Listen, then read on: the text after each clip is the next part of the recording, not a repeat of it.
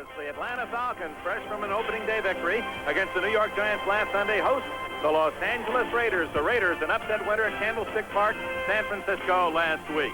Hello, everyone. Dick Enberg with former NFL quarterback great Lenny Dawson. Welcome to our game from Atlanta, Fulton County Stadium, 60,000 fans. And it's a team, the Raiders, who have always played well against the AFC. The best record, in fact, 30-9 against the NFC. Well, you know, they are the silver and black, and I had to look at those people for a lot of years, and it's going to be difficult for me to call them the Los Angeles Raiders as opposed to the Oakland Raiders. But whether they play in Los Angeles, Oakland, Podunk, whatever it is, they are a very physical and a very intimidating type of football team, and that's what you're going to see this afternoon. An aggressive club, and so are the Atlanta Falcons. Let's talk about some of the individuals. Marcus Allen, what a debut last week against the 49ers. The former Heisman Award winner at USC led his team in rushing 116 yards and picked up 64 more pass receiving.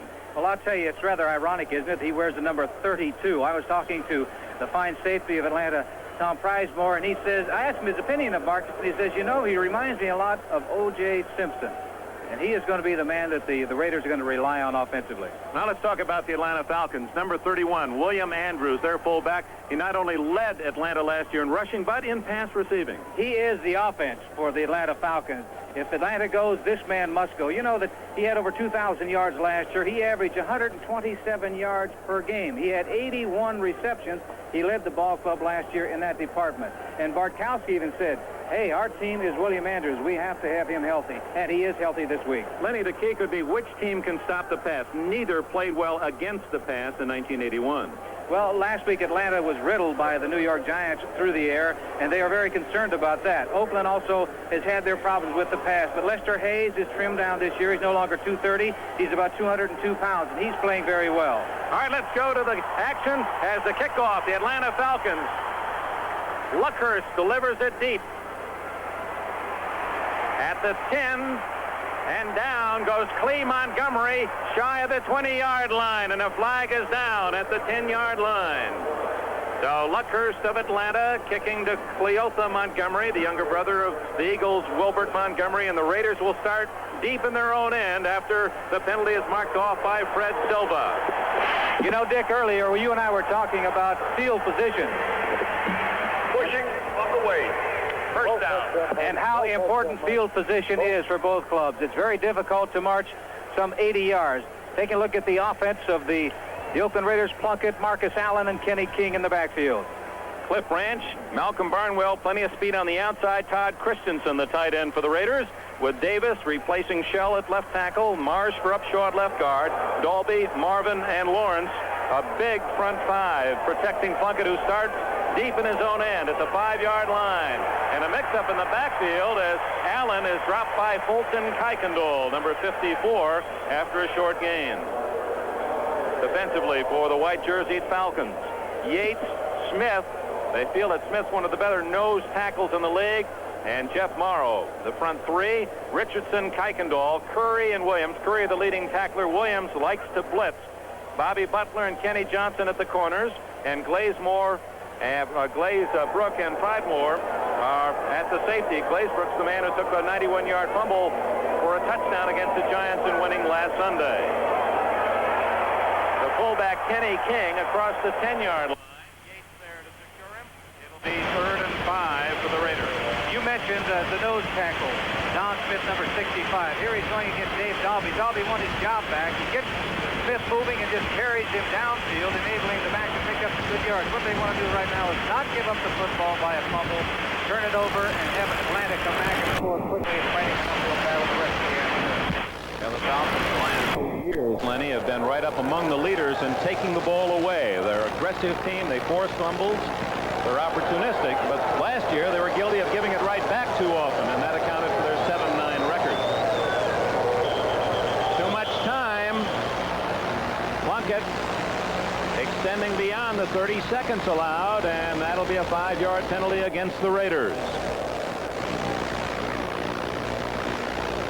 The early part of a football game is still very important because it sets the tempo of the game, and you don't want penalties. You do not want to get backed up near your goal line. Tom Flores in his 4th year watches them mark off 5, back to the 5. Offense, number 65, false start. They fall false start. The official downfield actually gave the delay of game signal, so apparently they were right at that 30-second count as well. Well, maybe Mickey Marvin was looking at the 30-second clock, said it's down to 0, it's time to go. Marvin in the middle of that Raider offense. 3rd and a long 9.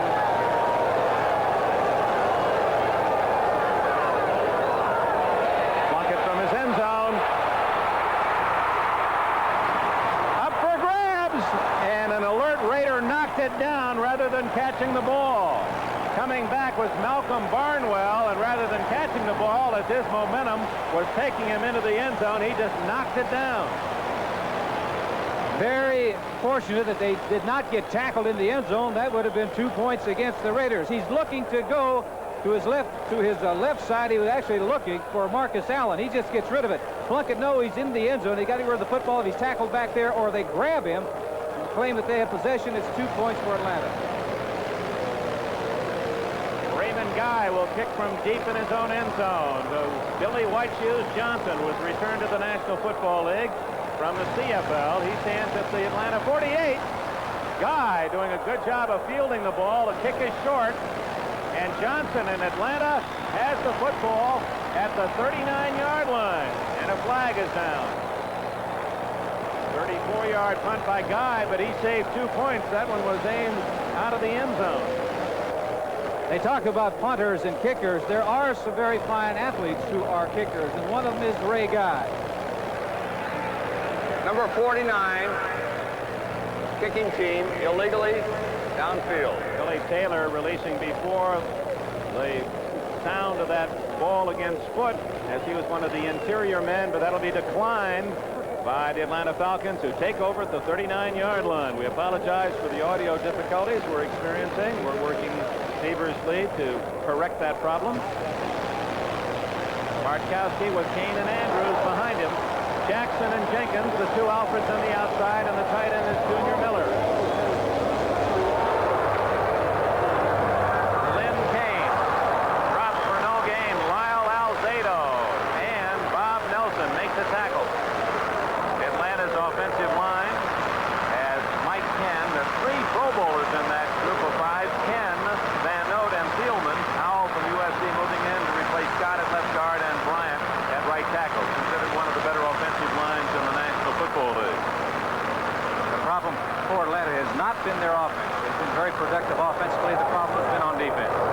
Bartkowski last year threw for 30 touchdowns, but the Falcon defense gave up 30 touchdowns passing. And a time called by Bartkowski as he was having problems at the line of scrimmage. The defense for the Raiders, while we have a break, aligns itself this way, with Browning and Kinlaw, small and quick as defensive linemen go, and then the muscle from Alzado. Ted Hendricks, the All-Pro, one outside position. Millen and Nelson, the inside backers, with Rod Martin. They like to blitz him on the other outside. Lester Hayes, one of the best. Ted Watts at the other corner. Mike Davis back from an injury last year. And Burgess Owens, the safety man. They have a great deal of respect for Lester Hayes, and if they're going to work on the defensive back or cornerback, I think they're going to go over to number 41, Ted Watts' side.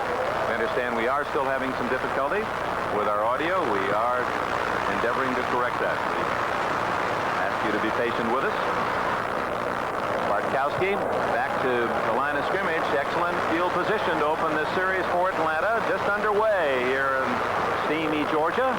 Ball at the 39-yard line. It'll be second down and almost the full 10. There's Bartkowski's numbers. Career 52%. In the last 4 years, he's improved his percentage each year from 50 to 53, 55.5, and then last year 55.7. All-American in California. 5 defensive backs. Jackson in motion. Junior Miller can't hold on at the 35-yard line. Ted Hendricks on the coverage. It'll be 3rd and 10.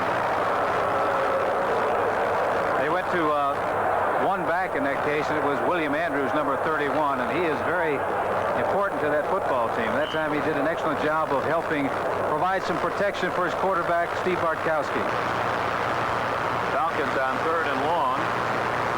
Bring in Floyd Hodge, a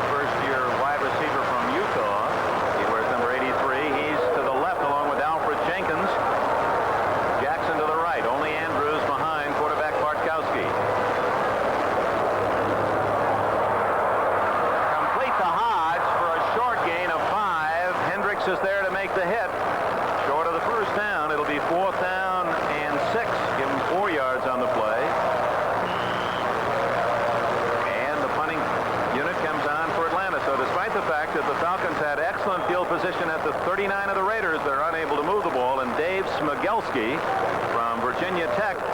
He was a free agent with the Redskins a year ago. Baltimore had him in summer camp this year, and Smigelski won the job over veteran Johnny James here in Atlanta. He'll try to drop that inside the 10-yard line where Greg Pruitt, the veteran for the Raiders, waits.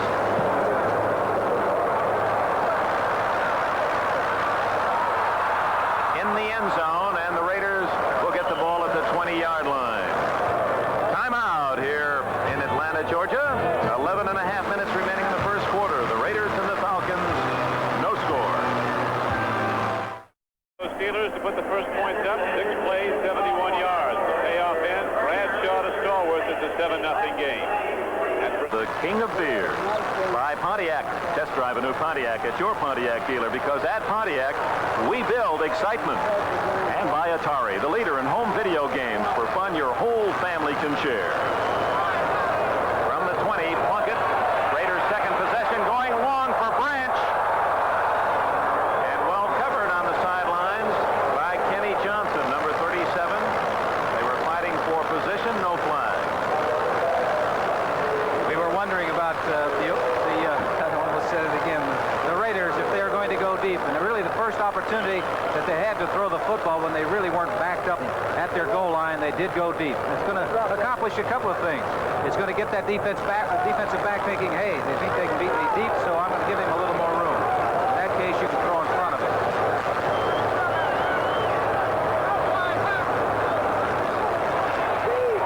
Out of the backfield, incomplete. Todd Christensen was the closest black shirt, but the pass was way off the mark. Al Richardson, number 56, pressuring Plunkett to throw early.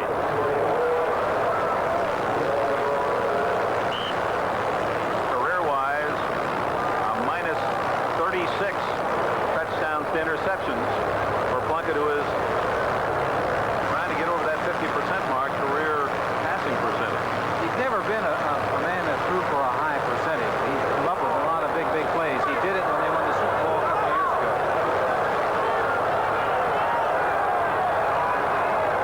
That's Allen in motion. 3rd and 10. How did Plunkett get out of that? Open is Branch. Oh, and had he not lost his feet, that would have been a touchdown. They whistled it dead at the 50-yard line because Branch, with that 9.3 speed, was behind everyone. Had the ball been right on target, it would have been 6 points. Cliff made a fine catch, a diving catch to come up with the football. The reason that play worked is because Plunkett bided a little time back there. He was moving around in the pocket. Looked like a lot of pressure was coming on Plunkett. You can see bodies all around him. He sets up in the pocket, gets the ball out to 21, Cliff Branch. He has to stretch, goes to the ground to make the catch, but there, that touch right there prevented him from getting up. 20, Earl Jones. Jones was well beaten, and Branch would have gone all the way had he been able to keep it on the run. Fumble, and Atlanta has recovered at the Raider 49-yard line. And just in case, John Smith is going to go all the way to the end zone, because Glazebrook did just that and went 91 yards against a stunned Giant offense last week. But they're going to call it dead back at the Raider 48-yard line. Between quarterback and running back. Back never really got his hands on the plate. 32. Marcus Allen, the ball looked like it hit too high up around the chest area as opposed to hitting him lower in the stomach area. Aiding and abetting the runner. It's first down. So a penalty against the Falcons of 10 yards. Now here comes the handoff. It should go right in the stomach of the ball carrier, but it hit him up around the chest. Now you see what happens here. They pick him up. His teammates literally pick him up. That's the 10-yard penalty. He didn't aid and abet the runner. They just got him on his feet. We'll be right back. No, they're not going to take the timeout, so we'll stay right here. First down, incomplete. Intended for Junior Miller, and a flag goes down. A late flag.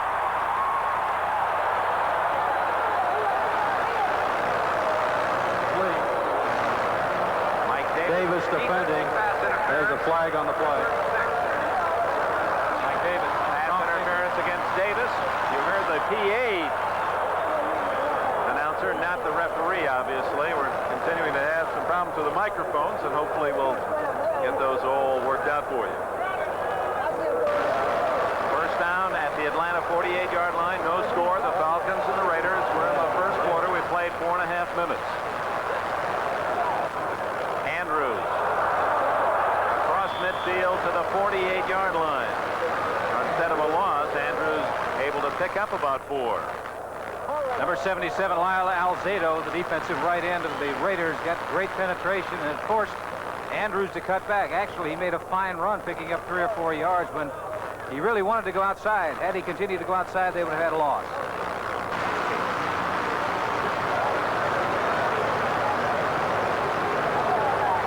Only Andrews in the backfield behind Bartkowski. That's Alfred Jackson of Texas in motion.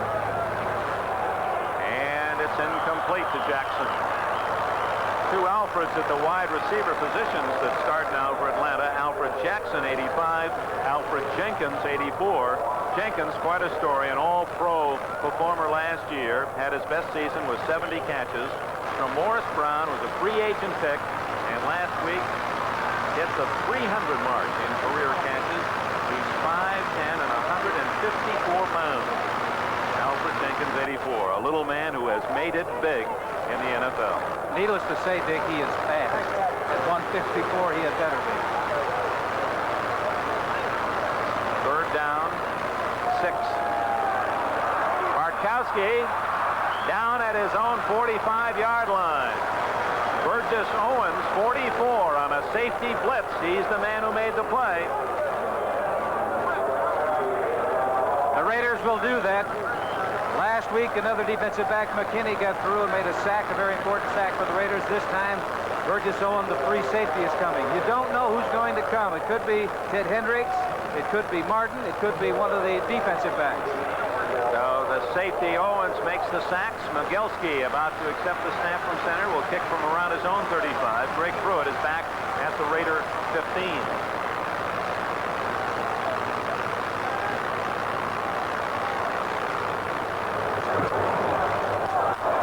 Short. And Pruitt, the veteran, coming up to catch the ball. It was end over end, so had it bounced, it would probably have taken a good Atlanta roll, but Pruitt cut off that possibility, and the Raiders have their best field position at their 27. No score. We return. They open at their 27-yard line. They started at the 5, the 20, now the 27. Marcus Allen drawing a crowd. Al Richardson, 56. And 58, Joel Williams, the 2 outside linebackers, made the play for a loss of 2. It's evident Atlanta has decided Marcus Allen, number 32, is the man to stop. 33, Kenny King, is trying to make a block on number 56 of Atlanta, Al Richardson, but he does not make that block. Richardson slides around it and makes the tackle. Earl Leggett talking to his defensive lineman on the Raider sidelines. 2nd and 12. Barnwell near side, Branch to the far side. Kenny King.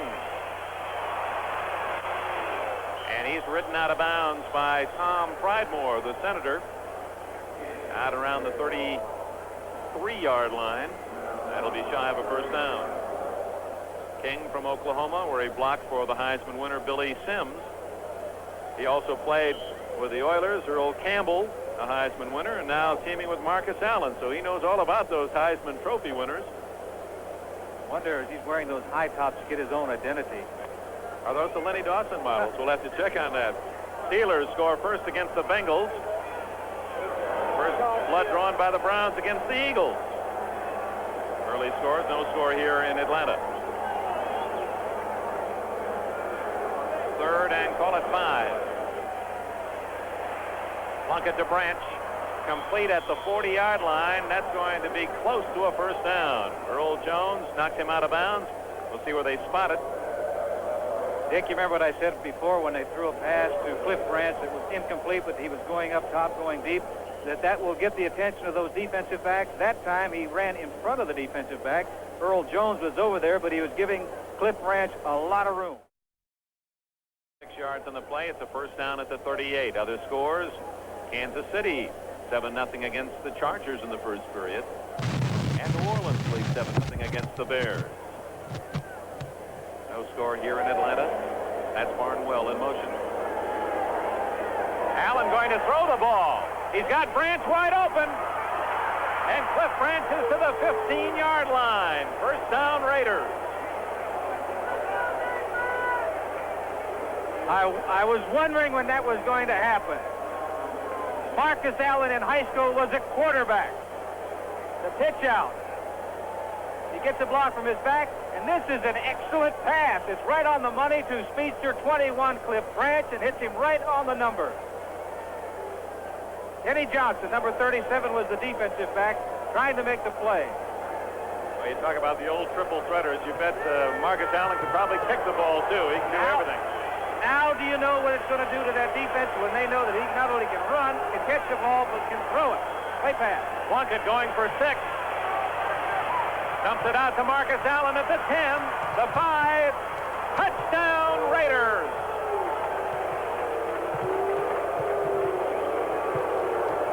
Marcus Allen catapulting into the end zone for the first score of the game. Jim Plunkett on that play pass was looking downfield, looking deep in the end zone for his wide receivers. They were not there. You can see 32. Marcus Allen makes a terrific block, knocks him into the turf. That was Al Richardson. Now he's going to just jump into the end zone for the touchdown. A great play. 2 great plays by number 32, Marcus Allen. Here, Plunkett's looking all around. Now he's going to a man that he knows can do things on his own, and he can. Well, Marcus Allen had his first touchdown as a pro, rushing 3 yards last week against the 49ers. That's his first reception for a touchdown. He set it up with his own pass, 47 yards to Cliff Branch. Chris Barr tacks on the extra point. And here in Atlanta Stadium, 7 minutes and 9 seconds remaining in the first quarter. The Marcus Allen Show is just about to get some raves in the South as the Raiders lead the Falcons 7-0.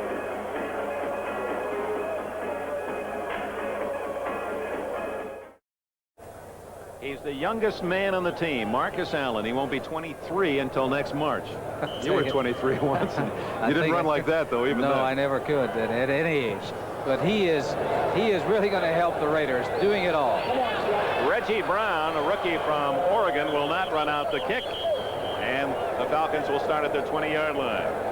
The Marcus Allen drive to a touchdown featured Allen throwing 47 yards on a halfback option to Cliff Branch, and then he ran it in himself, taking the short pass from Plunkett and scoring 15 yards. Art Shell, number 78, he was in on the extra point. That makes 201 consecutive games for Shell. He is the oldest of the Raiders at 35, and in longevity, 15 years. Now the Falcons down 7-0. Start from the 20. Quickie to Jenkins. And he gets 11 yards before he's bumped out of bounds at the 31. And for Jenkins, that's his 91st consecutive game with at least 1 catch. Bartkowski's going to the quick drop and the quick pass, and he's got a rifle arm, getting the ball out to Jenkins as quickly as he possibly can. He's only about 154, 155 pounds, but he's got great acceleration. Ted Watts made the tackle. First down, Atlanta at the 31. Jenkins to the right, Jackson to the left.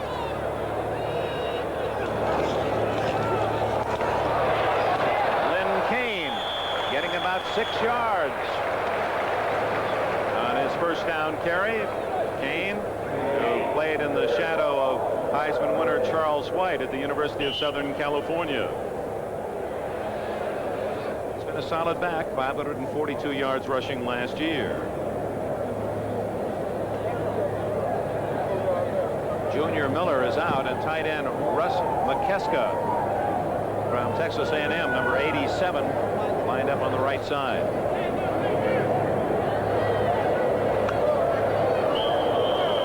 Flag down. Referee Silva calling illegal procedure.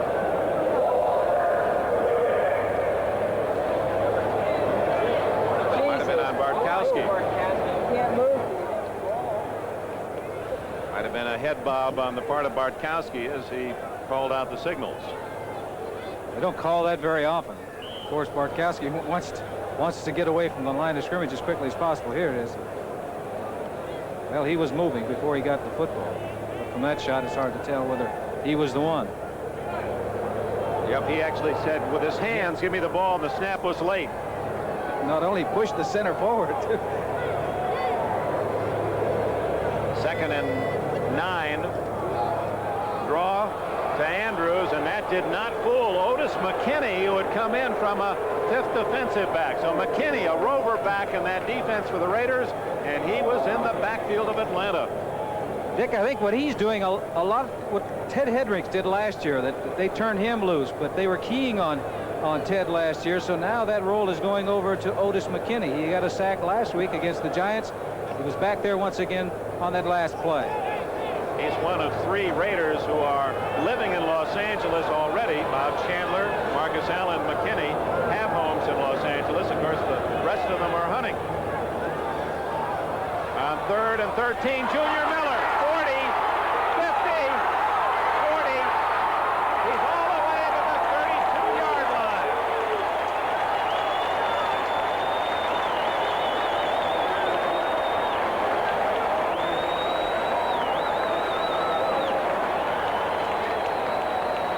Junior Miller, the tight end with outstanding blocking ability and great speed. Ted Hendricks, 83, a linebacker, was chasing him, but he was about 3 or 4 steps away. We're talking about Otis McKinney. Here he is there. He tries it, but look at the speed of that big tight end. 39 yards on the play and a first down at the 33-yard line of the Raiders. Bartkowski to Kane. He's to the 30, and he's to the 26-yard line. Mike Davis finally made the tackle.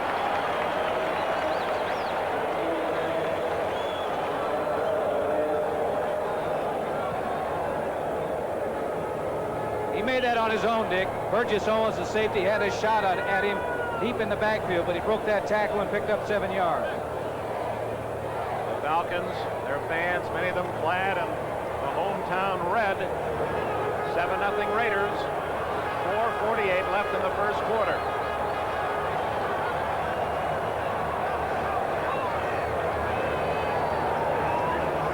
William Andrews. Spun down inside the 25-yard line by Reggie Kinlaw. Played at Oklahoma, and Bob Nelson, who opposed him at Nebraska. Dick, I think regardless of how great a back is, you have to have that blocking up front to provide a lane. That time Andrews did not have it. Got good penetration by the linebackers. 51, Bob Nelson, come through there. Alters his course right there is Nelson. Kinlaw. 62, Kinlaw coming up right behind. They're going to measure for the first down. Andrews has carried 3 times for a total of only 2 yards thus far. First down, Falcons. Just enough. They've really only had 2 plays. One was a pass to Alfred Jenkins, the other one to Junior Miller.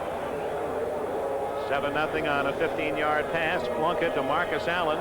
The Raiders have the lead here in the first quarter. The Falcons' deepest penetration. The ball is just inside the Raider 24-yard line.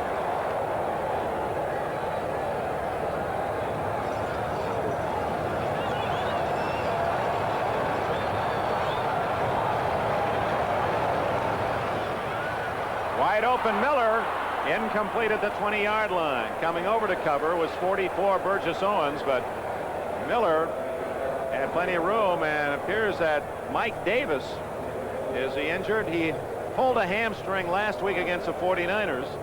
Looks to be okay now. He was blitzing on the play. Take a look at him. 36 is a strong safety coming from the outside. Fortunately for Bartkowski, Hendricks is also there. He got rid of the ball in time. Otherwise, their legs became entangled. No penalty. Davis would have had a sack if Bartkowski hadn't gotten rid of that football. And Davis is leaving the field right now.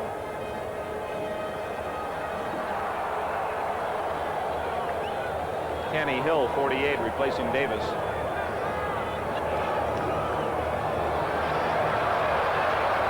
Junior Miller, and Ted Hendricks drags him down at the 20 after a short gain of 4. It'll be 3rd down and 6 for Atlanta. Big play coming up for the Falcons. That time Junior Miller got both hands on the football. The pass before, he should have had it, but he put one hand up trying to make a difficult catch when he really didn't have to. Great college player at the University of Nebraska. He was the #1 draft pick of Atlanta in 1980. And he's also an outstanding blocker. Besides being able to catch the football. Jackson to the right. Hodge and Jenkins to the left.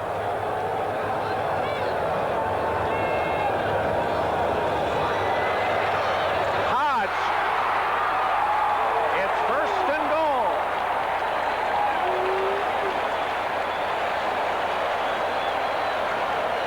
Floyd Hodge, rookie from Utah.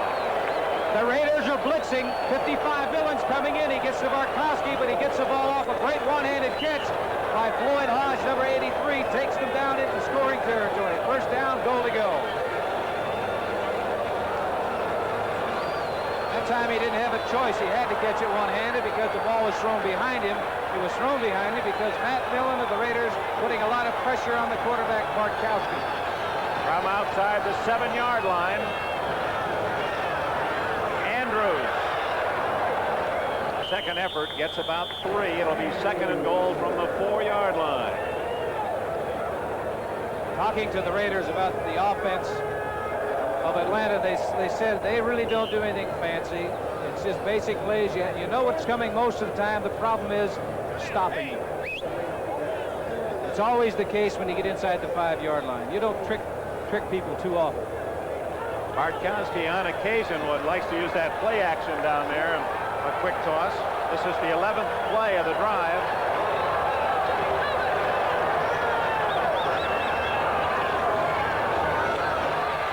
Lynn Kane, touchdown Atlanta. The players say touchdown. Well, the official on the far side called it a touchdown.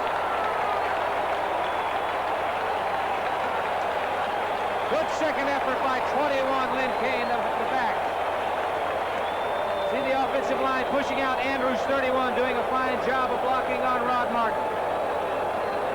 He's past the white line. There's still a discussion down on the goal line as the officials now indicate apparently that it was a touchdown, but we'll see. The official on the far side, the linesman, indicated touchdown. Another official said his knee was down shy of the goal line, and Fred Silva, the man in the black cap, the referee, trying to sort it out. Tom Flores and Lehman Bennett. The 2 close officials saw the man down on the 1-foot line and then put the ball in the end zone. It's 3rd and goal. Said he was down, then put the ball over. They had a conference. They're saying right there he's down. And he's going to put the ball over the goal line. The reason they had that conference is that different officials see from different angles. So rather than just making the call, they come in and talk about it and see what each of them saw on that particular play. What they saw, the Atlanta Falcons and their fans did not like because they didn't get 6 points. 1 foot to go on 3rd down.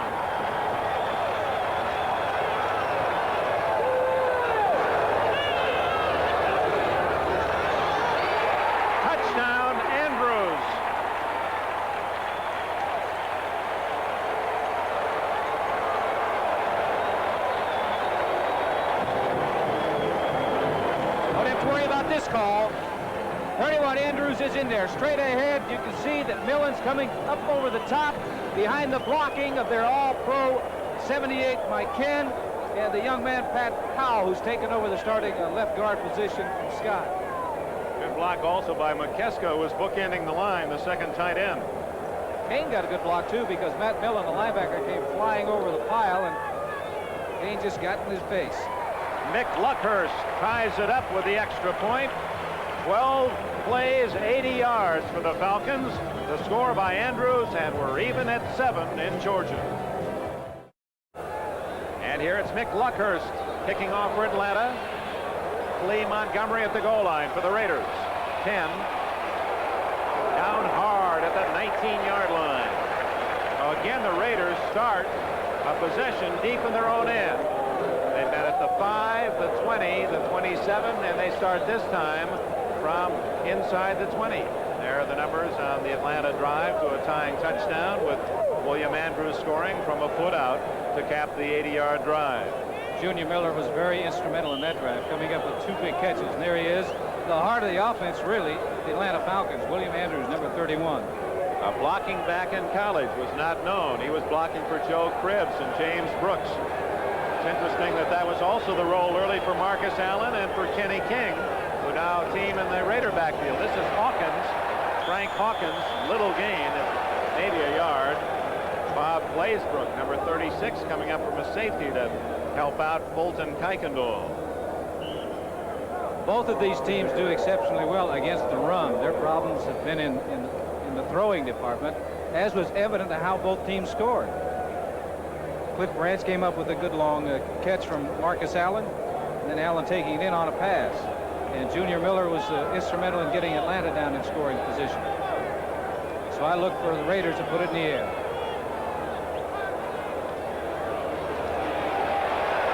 No gain again. Marcus Allen, covered by white jerseys. Jeff Yates, 79, spearheaded the charge. Len, we all know that we go out in the hot sun wearing a white shirt. It's a little different than when you're wearing a black shirt. That black really absorbs the heat. And you wonder what it's going to do to the Raiders when we get down to the 4th quarter today. It's going to take its toll. I think you'll see that the players who are playing in the ball game will go to the sidelines and they will sit on the bench. They won't be standing on the sidelines like so many of them are right now. There's the end of the 1st quarter here at Atlanta Stadium. The Raiders scored on a touchdown pass Plunkett to Marcus Allen, and William Andrews coming back to score from 1 yard out to tie it for Atlanta. We go to the 2nd period.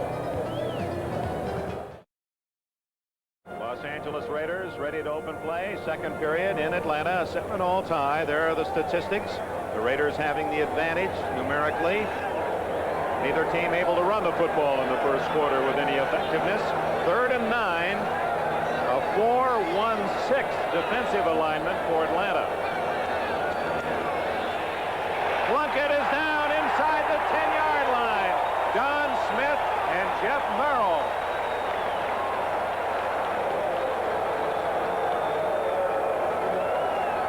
Plunkett is going back, hoping to get time, but nothing. Look at number 75, Jeff Merrill. Also 65, Don Smith. They were barely slowed down. They really teed off on that quarterback. They didn't have to worry about pass. They were just, or about the run. They were just worrying about the pass, and they teed off on Plunkett. That's the reason on 1st down it's so important to pick up some yardage, not to put yourself in a passing situation on 3rd down like the Raiders were that time. Raymond Guy about to accept the snap from Todd Christensen and hits a beauty. White Shoes Johnson at his 35, 40, 42-yard line, and brought to a quick halt by 56 Jeff Barnes and 54 Calvin Peterson. And we have a little skirmish back at the 30-yard line between a Raider and a Falcon. Kenny Johnson, 37, is the Atlanta player. Good to pick out the Raider. There's to be Otis McKinney. It is 23. Timeout. Just underway in the 2nd quarter. It'll be the Falcons' ball at their 40-yard line. A 7-all tie when we return. 2nd quarter, Atlanta once again starting with good field position. Quite in contrast to the Raiders. Atlanta at their own 42. Bartkowski looking deep, goes short on the screen to Andrews, and he drops the ball. Bob Nelson, 51, was there. Let's check other action early on this football Sunday. The Steelers lead in the 2nd quarter against the Bengals. Cleveland has a 7-3 lead over the Eagles in the 2nd period. Kansas City using that block punt, take an early lead against San Diego's Chargers. New Orleans has a 7-0 lead against the Bears.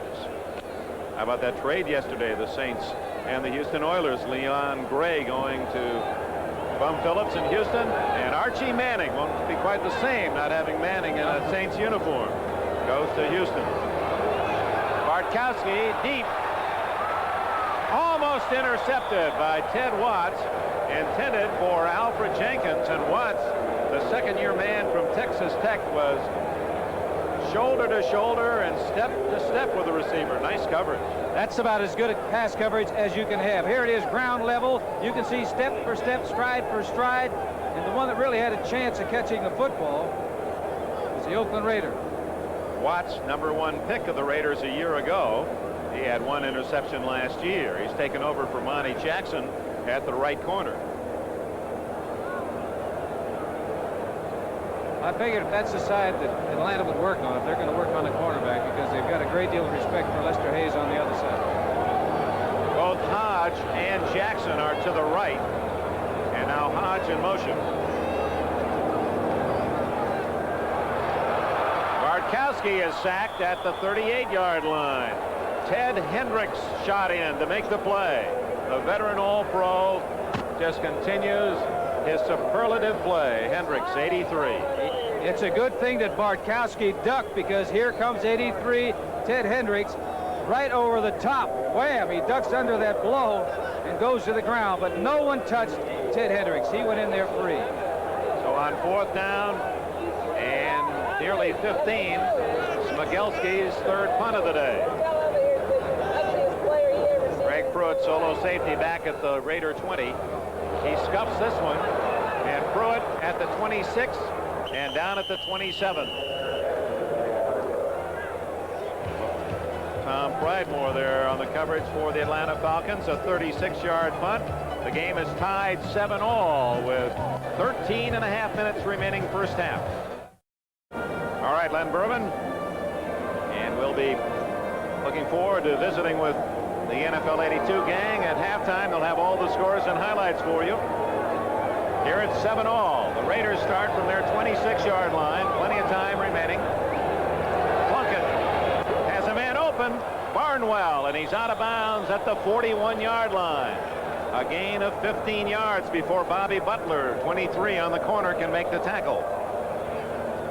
This 1982 National Football League game is being brought to you by Chevrolet and your local Chevy dealers from coast to coast. And a company called TRW, where tomorrow is taking shape. And by Hager slacks and sports coats. That's what make you feel and look your very best.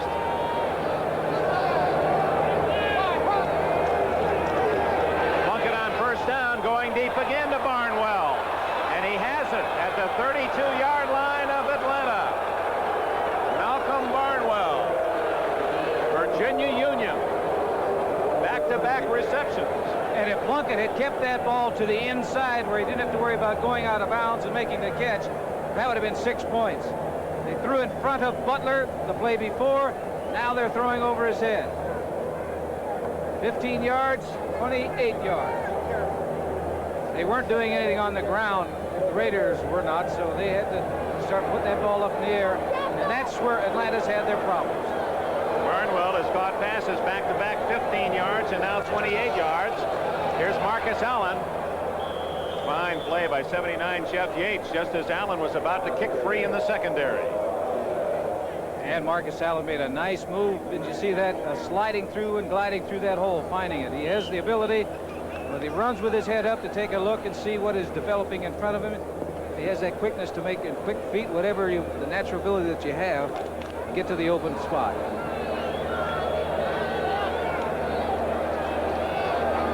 Allen, who set an NCAA record last year for most rushing yards in a single season.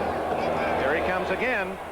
Inside the 25 to the 24-yard line. It'll be short of a first down by about 3. Don Smith, Miami of Florida. Nose guard made another tackle. And once again, here it is from ground level. This is what the players are taking a look at. And there it is once again with the ability to jump.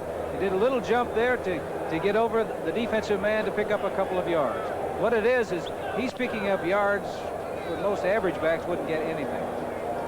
Marcus Allen, however, has only 7 yards rushing on 6 carries as the Falcons are really keying on the rookie. 3rd down and 3.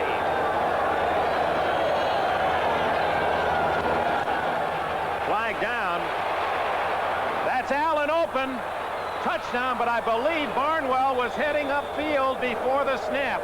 Malcolm Barnwell, number 80, it appeared was going upfield before the snap. We'll check the penalty. Regardless of what happens. Now that is a play you generally don't put in your book in that area for a rookie running back, because he had to go through the defensive line, through the linebackers in the secondary to make that move deep in the corner. Here it is, Plunkett stepping up. 32, Marcus Allen making the catch in the end zone. It appeared Todd Christensen, 46, set up an illegal pick. That was the illegal use of the hands. And it was indeed Barnwell in motion. You saw the backfield in motion signal as well.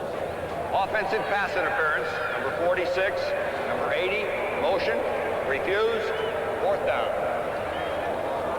So on 4th down and 3, Allen does not have his second touchdown. And the Raiders, caught off guard, didn't realize that it was going to be 4th down. And they don't have their kicking team on, and they're going to have to call a timeout.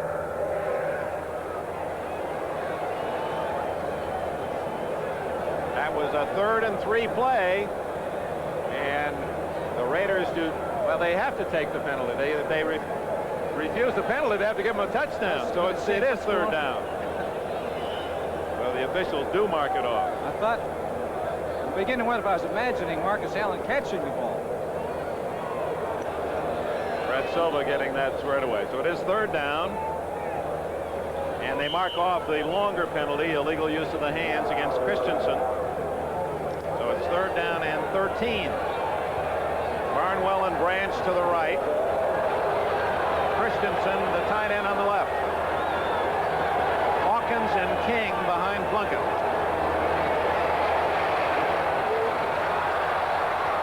Deep for Branch, incomplete, well covered, Tom Pridemore.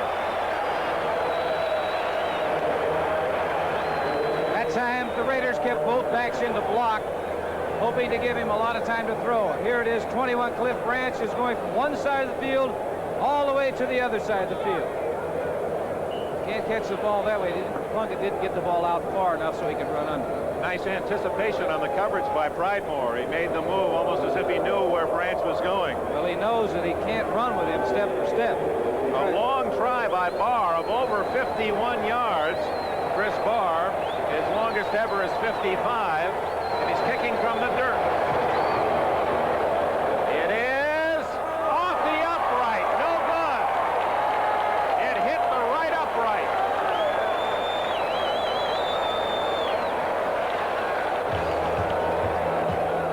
So Chris Barr with enough leg and a little unlucky as he nicked the right upright, and it remains 7-all.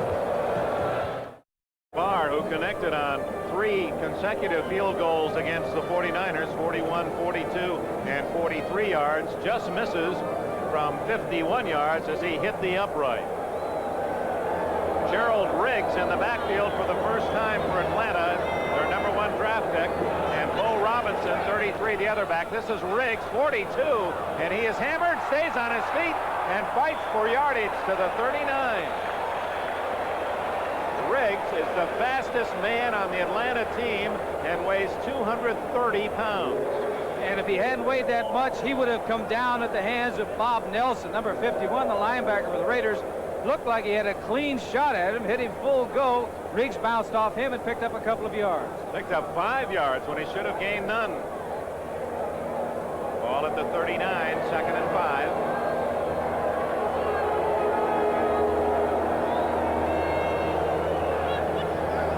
Bartkowski, a quickie to Jackson, and Alfred Jackson tackled immediately by Lester Hayes. Short yardage on. All right, Len. The Falcons have a 3rd down and 1 at the 43. Riggs. And a flag down, appears a face mask at the 44-yard line. Rod Martin, number 53. Made the tackle for the Raiders, and with a penalty that'll give Atlanta the 1st down.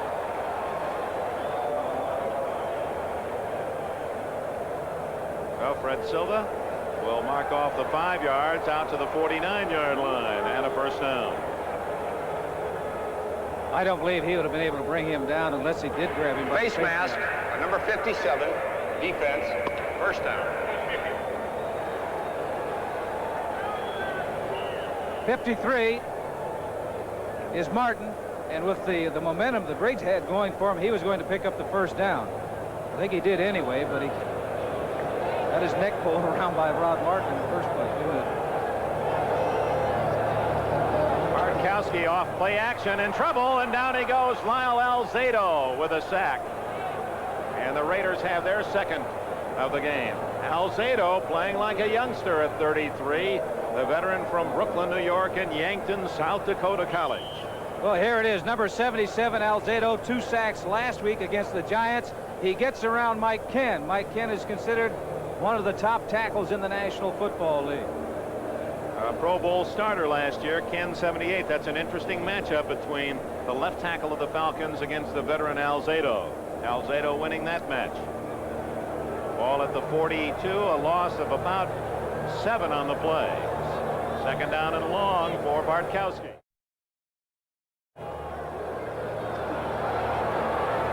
Intercepted. Rod Martin returns it to the Atlanta 49, and the turnover goes to the Raiders. Too high, a bad pass by Bartkowski. He was looking for his tight end, Junior Miller.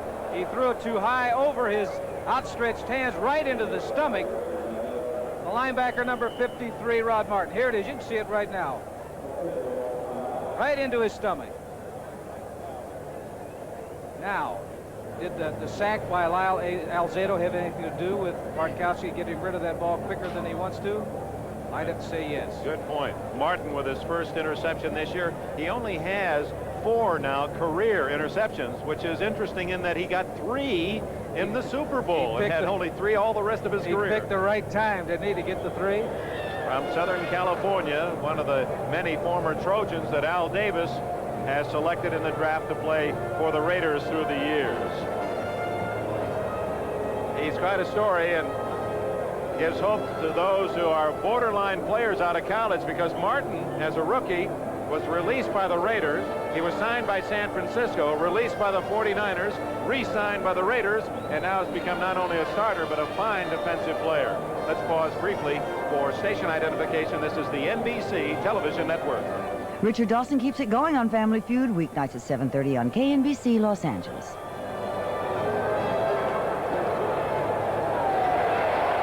Plunkett going long for Barnwell. Out of bounds. He did not get both feet down. He had beaten Butler, could not get both feet in bounds.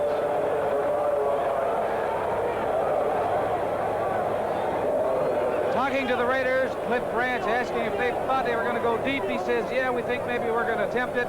Number 80, here you see him in motion. As Barnwell, stride for stride with Butler. Now he accelerates a little bit, does make the catch, but you can see his left foot did not come down in bounds. You know, you're talking about Rod Martin trying and getting cut. There's a man in the secondary for Atlanta, Glazebrook, who has the same story. That's right. He was released 3 times by Atlanta before making the grade. Draw play. Look at that. Allen. 40. 30. Marcus Allen. Still on his feet at the 10 to the 9-yard line. Oh, my.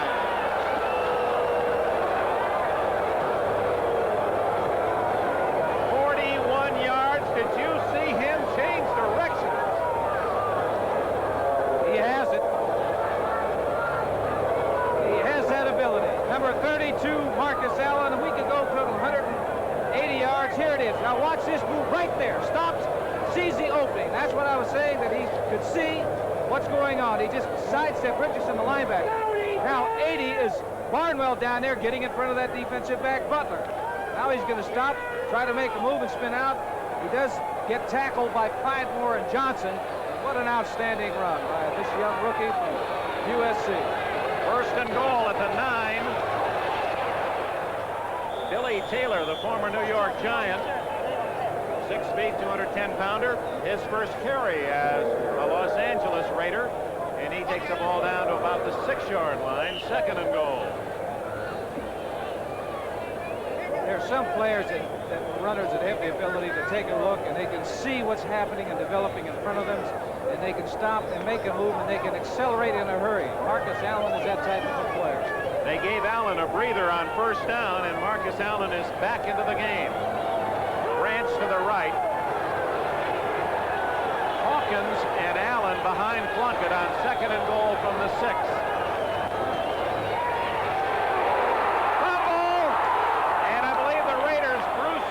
Fell on the ball. Kenny Johnson sack Plunkett and forced the fumble, and it took a Raider bounce into the arms of the tackle, Bruce Davis, 79. Taking something out of the playbook of the Raiders, number 37. You see him at the right of your screen right now. Taylor Johnson, nobody touches him. Plunkett does not have a chance. The ball goes down, but fortunately they have their big tackle, Bruce Davis, number 79, recovering the ball. That's the situation down there where you go back in the pocket and they're blitzing defensive backs. You're taking a chance on the blocking because you generally don't have enough men to block the defensive people coming. From the 13-yard line, 3rd and goal. Down he goes again. Mike Burkle, number 71, a rookie from Utah State, and Don Smith from Miami make the play, and Tom Flory's Raiders will have to settle for a field goal try. For Atlanta, their defensive unit looked like that they were in deep trouble, maybe going to give up a touchdown. The last 2 plays sacking the quarterback, putting them in a position where they're going to attempt a field goal. Barr, who just did miss from 51 yards when he had to kick off the dirt, will have much better footing as he attempts a 35-yard field goal that would break the tie. He's got it, and he almost skidded it off the pole again. The Raiders on a 41-yard run by Marcus Allen to set up a 35-yard field goal. LA 10-7. Raiders leading here in Atlanta 10-7 with 7 minutes and a second left in the second quarter. Barr kicks it off. Deep in the end zone, Reggie Brown, and he'll not take it out. Touchback at the 20. Marcus Allen. He had 6 carries and 7 yards and then a 41-yard romp. And that's the one thing, Allen, you can stop him some of the time, but you let him get in the secondary, and he's ferocious.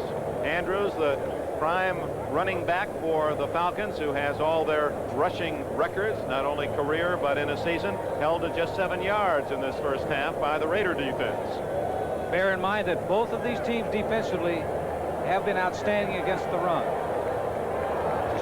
Tells you something about Marcus Allen. Bartkowski from his 20. Nothing there. Gerald Riggs stopped right at the line of scrimmage. Knifing through was number 62, Reggie Kinlaw, and Mike Davis there to secure the tackle. Other scores: 3-0 Jets lead at New England. Dallas leads 7-0 at St. Louis in the second quarter. Pittsburgh 7-0 over Cincinnati in the second. Cleveland 7-3 over Philadelphia in the second. 10-0 Kansas City leads San Diego in the second. New Orleans 7-0 over the Bears in the second. You're up to date, 10-7 here. The Raiders leading in Atlanta. Safety blitz. And a loss back at the 13-yard line as Riggs made the catch, and Rod Martin right there to secure Riggs when he slipped down. Mike Davis, the safety man, was pressuring Bartkowski. The Raiders you don't know who they're going to send out there. They'll send Hendricks. They'll send the linebackers. They'll put Otis McKinney in there. He will come sometimes. Burgess Owens, the free safety, has come sometimes. This time, the strong safety right there, Mike Davis, number 36, he's going. And Bartkowski saw him. He knew he had to get rid of that football. It's a screen pass, but the screen never had an opportunity to develop because Davis was on the quarterback. Well, the Raiders loosen their pass defense, bringing an extra defensive back on 3rd down, 17.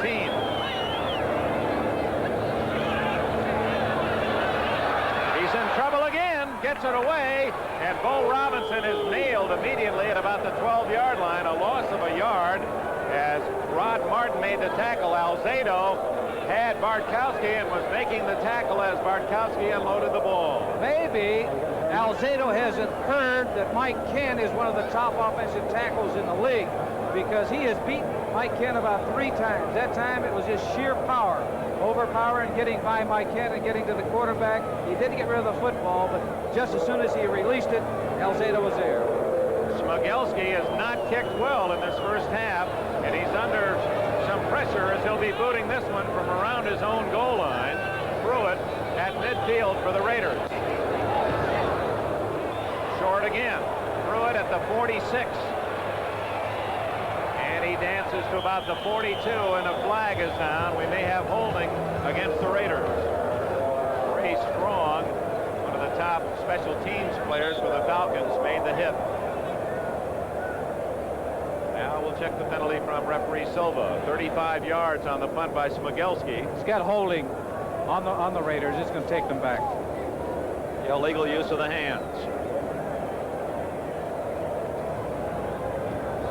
When we return, it'll be the Raiders' ball at their own 45-yard line and a 3-point lead. Rather significant advantage. The Raiders moving the ball more effectively in this first half than the Falcons, yet they lead only 10-7. 4.5 minutes remaining before halftime. That's Marcus Allen in motion. King. And Kenny King short yardage out to about the 47-yard line. Al Richardson from Georgia Tech and Buddy Curry from North Carolina. Two linebackers making the play for Atlanta. Raiders trying to throw a screen pass out there to Kenny King. Give him some running room.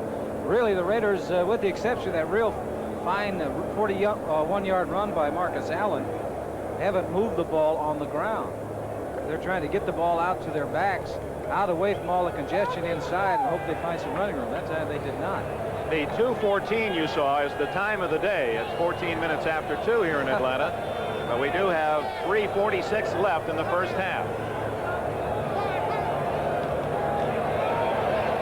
Plunkett to Branch, just out of his reach.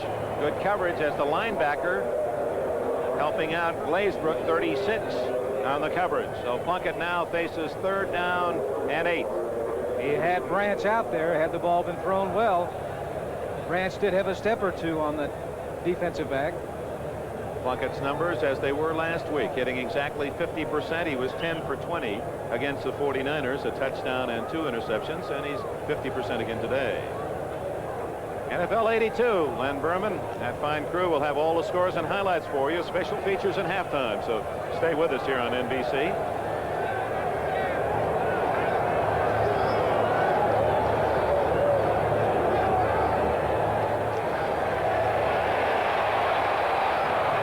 To Branch, incomplete as Branch drops it.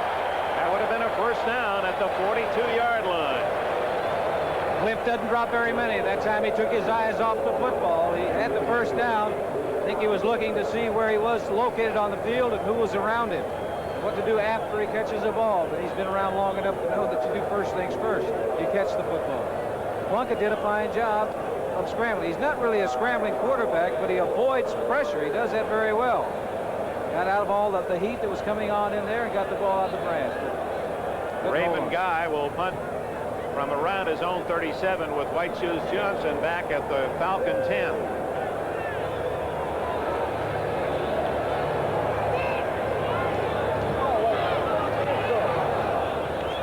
High, fairly short. And Johnson with a fair catch at about the 17-yard line.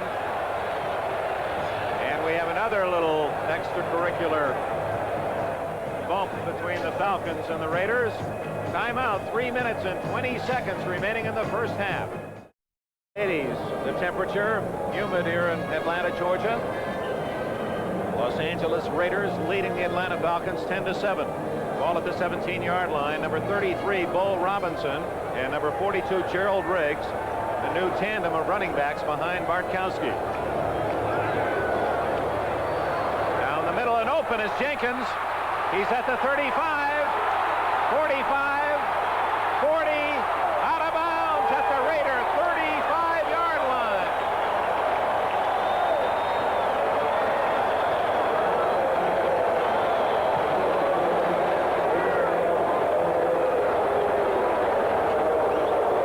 But they're going to call it back.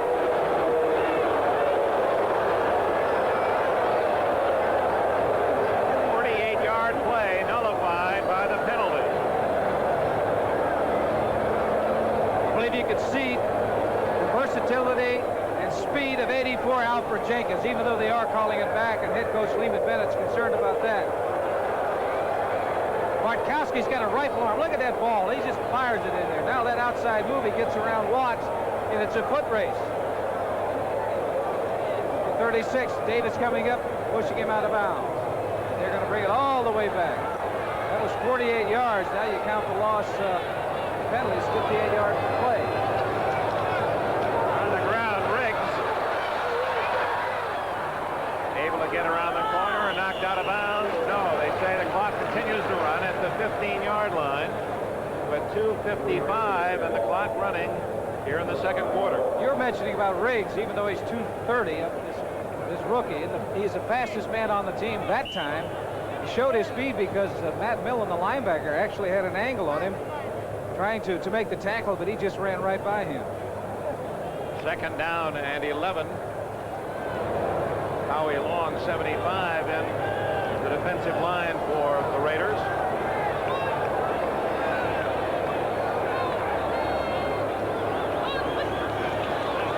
Quickie to Alfred Jackson, and he's out of bounds at the 23-yard line. That will be short of a first down. Let's go down the scores elsewhere. The Jets now lead New England 10-0 in the second period.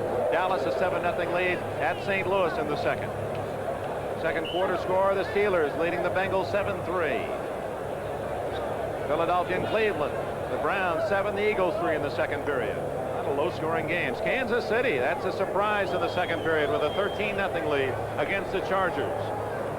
New Orleans still hanging on to that 7-0 advantage against the Bears in the second quarter. Here it's 10-7. Atlanta trailing the Raiders. Falcons ball, 3rd and 4.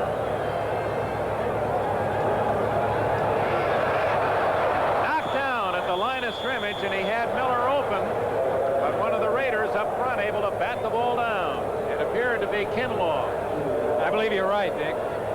Kinlaw got a little bit of penetration, not that much, but he was throwing right over the line of scrimmage, hoping to hit his man coming right in front of the linebackers. Kinlaw got his big hand up there and knocked it down. So the Raiders have plenty of time to try to add to that 10-7 lead as Smigelski will punt with 2:13 left in this second quarter. The veteran Greg Pruitt from Oklahoma at the 39 of the Raiders.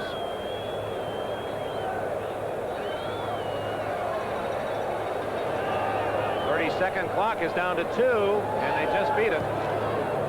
Another short kick that's going to sail out of bounds at about the 43 of the Raiders. Fans booing Smigelski. John James punted so very well for many years here in Atlanta. 34 yards on that punt. Next Saturday, NBC Sports proudly presents the Caesars Palace Grand Prix. It's the finale of the Formula One auto racing season. 1982 World Driving Championship could be at stake between Rosberg and Britain's Watson. Caesars Palace Grand Prix. It's 4 o'clock Eastern time, right after baseball on NBC. West Coast will see it 4 o'clock Pacific Daylight Time, only on NBC Sports next Saturday. 2 minutes 5 seconds left in the quarter. Plunkett to Christensen, the tight end, at the 30, 25, 20, 15, 10, out of bounds at the 5-yard line.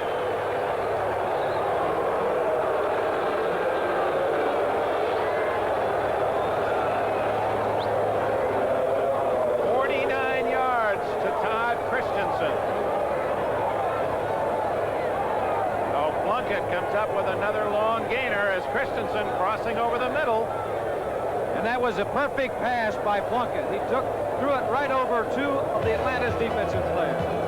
2-minute warning given at 1:54 left in the quarter, and the Raiders knocking on the door with a chance to add to their 3-point lead. By the National Football League. They spot the ball on the 4-yard line. So credit Todd Christensen with a 50-yard reception and run from Jim Plunkett. So Plunkett at 50%, but getting some long gainers.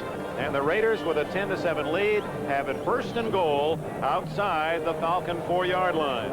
1st and goal. This is a great time. If you're going to throw the ball, this is the down to throw it on. First down, because the defense wants to dig in to make sure you don't get in the yardage here on the inside the 5-yard line. And he's got Marcus Allen in that backfield who not only can catch the ball, but he can throw it. That's Derek Jensen in motion. They give it to Marcus Allen, and he has a touchdown. Now there again, it looks simple enough, but Allen as he ran to his left, was just setting up the defense, waiting for the defense to tell him where to cut. And he's utilizing his blocking, too. He doesn't just take off around the left side. We've got Kurt Marsh, number 60, coming out here, making a good block. He's the lower left part of your screen. There it is, what we're talking about. He sees the opening. He jumps over some people, gets into the end zone. Here it is again. You're taking a look at it once again. See, he's looking with his head up, reading what's going on out there. Oh, Allen has scored both the Raider touchdowns, one on a 15-yard pass reception and run. Barr's try for point. He is good. So Marcus Allen has thrown a 47-yard pass. He has caught a 15-yard pass for a touchdown. He has scored on that 4-yard run. And he has also reeled off another brilliant run of 41 yards to set up a field goal. The Raiders now lead here in Atlanta 17-7, and it took them only 17 seconds to score on that touchdown drive. Next week, NBC and the NFL return with a doubleheader of NFL action. Complete rundown of all the inside league stories. NFL 82 continues with two big games. Look at the early games next Sunday. Miami, Green Bay. Many of you will get that one. Denver, New Orleans. The Bills at Houston, and Seattle, New England. And it'll be our pleasure to be in San Diego to see the Raiders and the Chargers. Some of you will get the Jets in Baltimore, strike permitting. Our emergency plan, Edmonton and Calgary. I'm brushing up on the Eskimos just in case. Let's hope that the owners and players can resolve their difficulties. Tuesday, the announcement. Do you think they'll go on strike, Lenny? What are your feelings? I say that unless something happens within the next day, yes, they will. They've committed themselves. They've said that we are going to, and I can't see if the players say that we're going to go out on strike and nothing happens, them not going out. Barr kicks it off. Plenty of time yet for the Falcons. 1:48. Barr with a good kick to Brown, and the rookie from Oregon again has to take the touchback. 17-7, the Los Angeles Raiders leading the Falcons, and now Steve Bartkowski, 8-year veteran from California, brings his offense onto the field. Lynn Keene and William Andrews will be his running backs, with the Alfred boys, Jackson and Jenkins, at wide receiver, and Junior Miller, the tight end. Bartkowski was an outstanding baseball prospect in college, a home run hitting catcher with the Bears at California. His dad, Roman Bartkowski, was a minor league pitcher in the Chicago Cubs organization.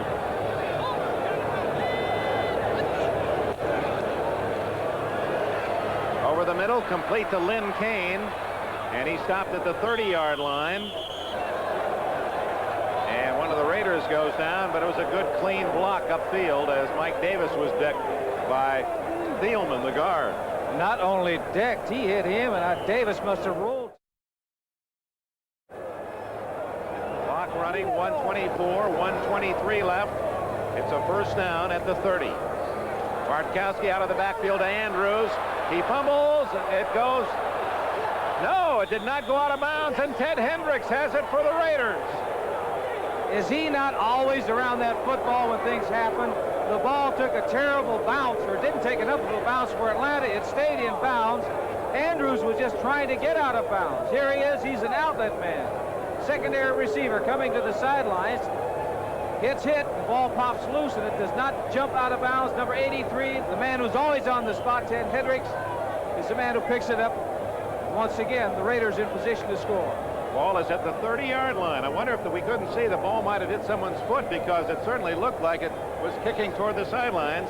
And that's why they make it oblong. You never can predict just which way it'll bounce. Here it is. And it stays in bounds, and the omnipresent Hendricks has it at the 30. Plunkett going deep for Branch. It's a touchdown.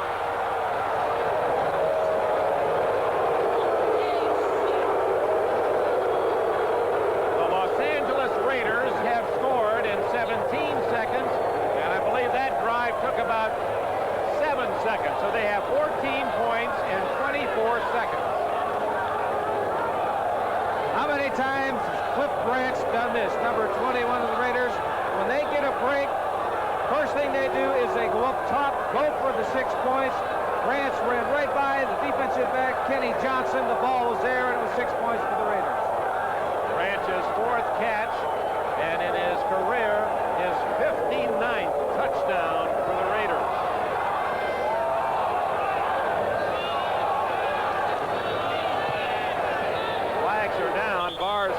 right through the middle. We'll check the penalties. Well, that's incredible. In 24 seconds, the Raiders get 14 points. They scored quickly on the last possession after the punt. A long gainer to Christensen, then Allen's run, 2 plays, a touchdown in 17 seconds. Fumble recovery by Hendricks. 1 play, 30 yards. Plunkett to Branch. And All start. we'll see if it's 14. Right guard. Re-kick. So one of the linemen for the Raiders offside, so Barr will have to kick it again from 5 yards farther back. I thought the Raiders were going to change their style. Instead of being the big play team, they were going to be utilizing the short game and doing things like that. They may still do that another time, but right now they found a weakness in that Atlanta secondary, and they're exploiting it. Well, Barr kicks it through anyway, and it's 24-7. The Raiders leading Atlanta, and the Falcons have 1 minute and 5 seconds left in the half, and they're starting to hear some boos from the home folks.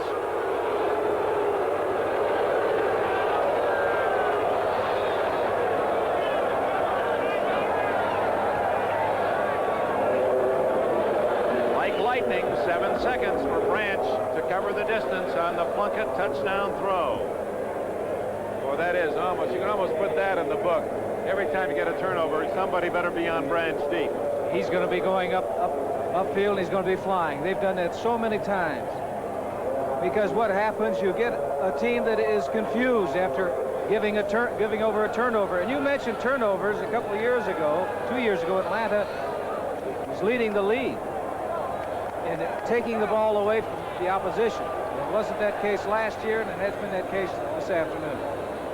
Oh, Barr will kick it off, and it may well be Lehman Bennett saying the Raiders score so easily and so quickly, he might just run out the half and reorganize at the intermission. Do you want to hurry up and try to get a 3 or a 7 here and make another mistake? Depends on where they get the ball. They've got to try to get something going to get regrouped. Reggie Brown deep. Barr is really kicking the ball. Brown going to take it out. Could be a mistake. 10. And he gets it to the 18-yard line. Jack Squirick, rookie from Illinois, made the tackle for the Raiders. It's a mistake when you hesitate like he did in the end zone on that kickoff. Either you're going to go or you're not going to go. You don't catch it and hesitate and then make a decision. So with exactly 1 minute remaining in the half, the Falcons offense on with the ball at the 18. What do you do here? Do you just stay on the ground, run out the clock? No, you got to go after it. You've got to put the ball in the air. You got to try to score. Another thing that happens when he ran the ball out, the clock started and they lost 5 seconds.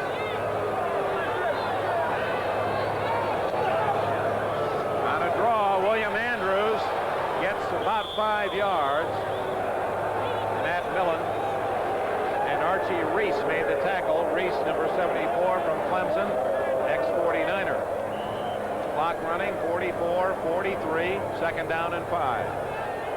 Depends on what they do on this down as to whether they'll call timeout or not. Complete to Lynn Kane. He does not get the first down at the 28. Matt Millen made the tackle for the Raiders, and the fans are unhappy here in Atlanta. Timeout, Falcons. And he did that rather reluctantly. He didn't jump in front of the referee and say, give me a timeout. It was kind of, well, I'll take a timeout. Lehman Bennett, 44-year-old head man of the Falcons. They were 7-9 last year after a playoff year in 1980 when they won 12 and lost only 4. Bennett has brought a winning pattern to the Falcons. He is a winning coach coming into this season, 42-39 in his 5 years. Former assistant under Chuck Knox with the Rams. He also was an assistant with the Lions and Cardinals, and in the college is Kentucky, his alma mater, Pittsburgh, Cincinnati, the Naval Academy. He did his homework. One thing, though, they were 7-9 last year, but they had an awful lot of close games that they could have won.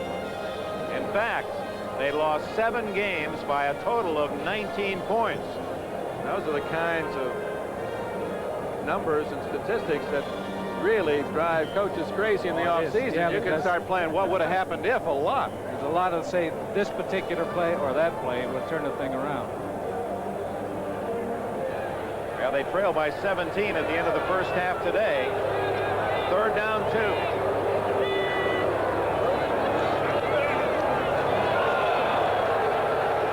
They get a first down across the 30-yard line and call time with 23 seconds left. Len Kane gaining about 5 yards on that carry. Archie Reese with a tackle. I hear the fans booing that particular decision, I think, to run the ball and call a timeout.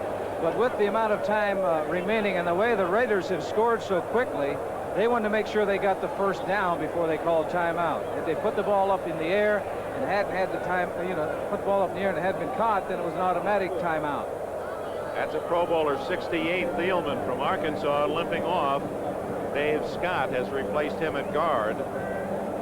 23 seconds remaining. If you joined us late, the Raiders scored first, set up on a Marcus Allen to Cliff Branch pass as Allen threw it beautifully to Branch, 47 yards, and then Allen himself 15 yards, a short pass, and he ran it in to make it 7-0. The Falcons came back late in the first quarter. A 39-yard pass from Bartkowski to Junior Miller set up the touchdown. William Andrews blasted in from a yard out to tie it at 7. But the second quarter has been all Los Angeles Raiders. A Barr 35-yard field goal, and then a Plunkett to Christensen 50-yard pass set up a Marcus Allen 4-yard run. And on the very next play from scrimmage, a fumble by Andrews, recovered by Hendricks at the Atlanta 30. And on the first play, Plunkett hit Branch 30 yards to make it 24-7.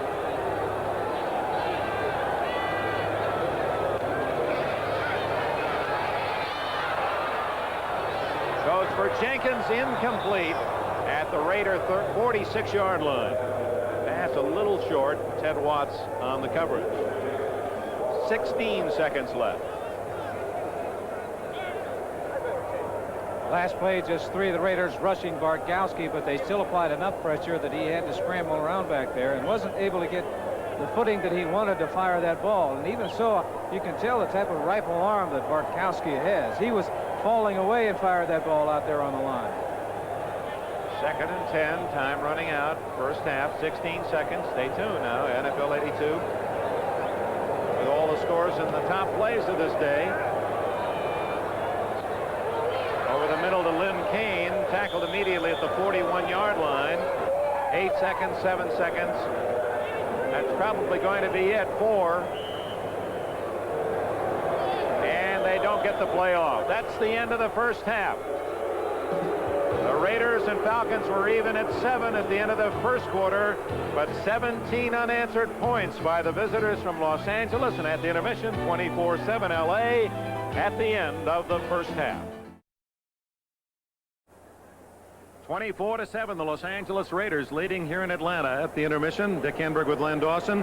And the Raiders passed for more than 200 yards that first half. That figures out at 400 plus, and the Falcons again having trouble stopping the pass. Well, last week they had problems against the Giants. The Raiders were looking at that game film and talking to Cliff Branch before this ball game. I asked him, are you going to go deep? And he gave me a lot of stuff about how good the defensive backs were with the Atlanta Falcons. But he said, yes, we are going to test them deep.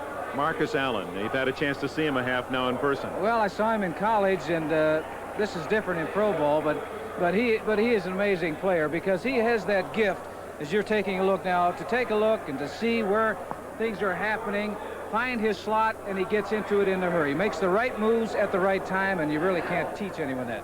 And Marcus Allen fired a 47-yard pass just to show everyone here in the South that he is the complete player. So it's 24-7 at the halftime in Atlanta. Now let's go to New York. At halftime, the Raiders leading Atlanta 24-7. Let's relive some of the top moments of the first half. It looks like a Marcus Allen show. Look at the pass thrown by Allen. The former high school quarterback hits Cliff Branch on the numbers, 47 yards to set up a touchdown that Marcus Allen scores himself on this short pass from Plunkett. And take a look at the effort. Make a determination whether you think he really wants this or not. That's a young man there, 22 years old. That made it 7-0. The Falcons drove down, and on a 1-yard plunge, William Andrews tied the score at 7-all. But then the second quarter was all Los Angeles. Plunkett looking for the tight end, Todd Christensen, over the middle. And he catches it right over the linebackers, and outstanding speed by this big tight end, but he's brought down, but a great gain, enabling the Raiders get in position to score once again. And once again, you're going to see whether this young man from USC, number 32, Marcus Allen, knows how to run with the football. He knows where that goal line is. That made it 21-7. Then after a fumble recovery by Hendricks, Cliff Branch on a 30-yard toss from Plunkett, 24-7. Marcus Allen, William Andrews, the two top runners for these teams. Allen, 53 yards, 41 of those on one scamper. Also threw a pass and caught a pass for a touchdown. Andrews held in check. He scored a touchdown on the 1-yard run, but has only 15 yards rushing and one catch for 6 yards as the defense of the Raiders stopping Andrews. Jim Plunkett warming up. Glenn Dawson, there are the numbers, 2-1 total yards. 203 to 88 passing, 271 to 132. Turnovers. Falcons had 2 turnovers. They're not moving the ball, and then when you turn it over, you're really in trouble. The one turnover really hurt because the Raiders turned right around.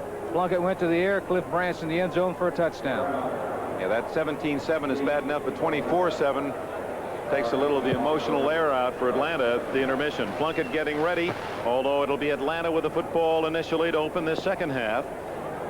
Reggie Brown will be at the other end of Chris Barr's kickoff. There he is, 211-pounder, 4th-round draft pick out of the University of Oregon. A little shorter this time at the 1. 10. And he struggles to the 24-yard line, where Clee Montgomery and Jack Squirick and James Davis made the tackle. Bartkowski with Lynn Kane and William Andrews as starting running backs with him. Alfred Jackson and Alfred Jenkins, the wide receivers. Junior Miller, the tight end. 3 Pro Bowlers. Ken, one of them. Then Pat Howell, Jeff Van Note, a Pro Bowler. Thielman, a Pro Bowler. And Bryant, the offensive line. Both wide receivers to the left, with Kane out of the backfield is flanked right. He's looking for Kane. Throws underneath to Junior Miller, who steps out of bounds at the 28-yard line. Defensively, the Raiders in their black and silver. Browning, Kinlaw, Alzado had a good first half again. Hendricks picked up the fumble to set up a touchdown. Millen, Nelson, Rod Martin had a couple of big plays. Hayes and Watts at the corners, and Mike Davis and Burgess Owens at safety.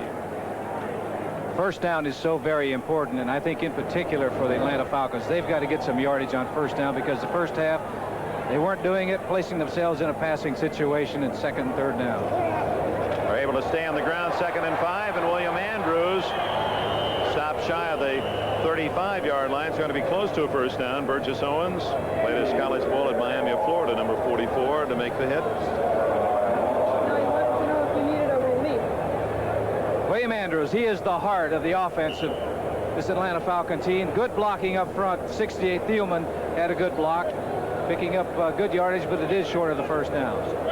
3 years in the league, and Andrews all 3 years gaining 1,000 yards plus. Gained over 2,000 yards in total offense last year. That's a great statistic. 3rd and 1. It's Andrews. He's got a little running room out there, but a great play made by Rod Martin, and I believe he slowed him up enough, and then Nelson finished him off, and that'll be short of the first down. Baseball, 2 weeks away from the end of the season. Montreal still in the hunt, leading the Cubs 3-2 in the 3rd, and the Reds get a run early against the Atlanta Braves. The Braves picked up a game yesterday as they won while the Dodgers lost on a shutout to Houston. Well, the second half opens the way the first half ended for Atlanta. Unable to make the first down, and so Greg Pruitt drifts back to his 30. Smigelski hits that one much better. That's his best kick of the day. Pruitt at the 20. 30, and down at the 32-yard line.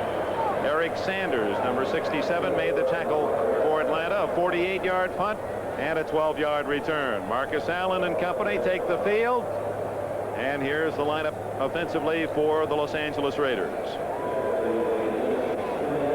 Raiders opening on the road their first 3 games. They'll be at San Diego next Sunday. Plunkett with Allen and King. King quiet, but Allen certainly wasn't the first half. Branch with a touchdown. Barnwell had a couple of big catches. Christensen the same to set up a touchdown. Davis and Marsh, the new rebuilt left side of the Raider line, with Dalby, Marvin, and Lawrence completing the unit from the 32.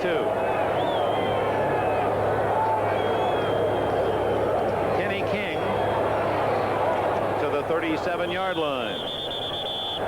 The Falcons understandably watching closely where Marcus Allen goes. This time it was King, good yardage.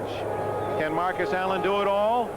Well, let's see how he blocks when the other man gets it. Number 32, Marcus Allen, is turning out on the linebacker. He's learning early. Did you see him grab him by the jersey with his hand? And he knows who helps him out when he runs with the football. So he's going to help out his running mate, Kenny King. 2nd down 4. A lucky bounce and is ridden out of bounds at the 39-yard line by Joel Williams. That ball went right off the shoulder pads of King. Dave Dalby is down on the play, the center for the Oakland Los Angeles Raiders. Well, I at least got to the second half this week before I said it. Richardson, Kuykendall, Curry, and Williams, a fine set of backers in the white of Atlanta, with Butler and Johnson at the corners and Glazebrook and Pridemore at safety. Dalby, who replaced the Hall of Famer Jim Otto, who was the center for 15 years, and Dalby now in his 11th year. That center spot, once you get it, you own it. Sylvester played some last year and before, but basically they've only had 2 centers in the history. Timeout while they attend to Dave Dalby, the veteran from UCLA. Early in the 3rd quarter in Atlanta, where the Raiders lead 24-7. The Raider 39, 3rd and about 2.5. Jim Romano of Penn State, 2nd-round draft pick, has replaced Dalby at center. Play action. Plunkett going long for Branch. Incomplete at the 20-yard line, and a flag is down. Thrown in the secondary of Atlanta. We might have had an illegal chuck.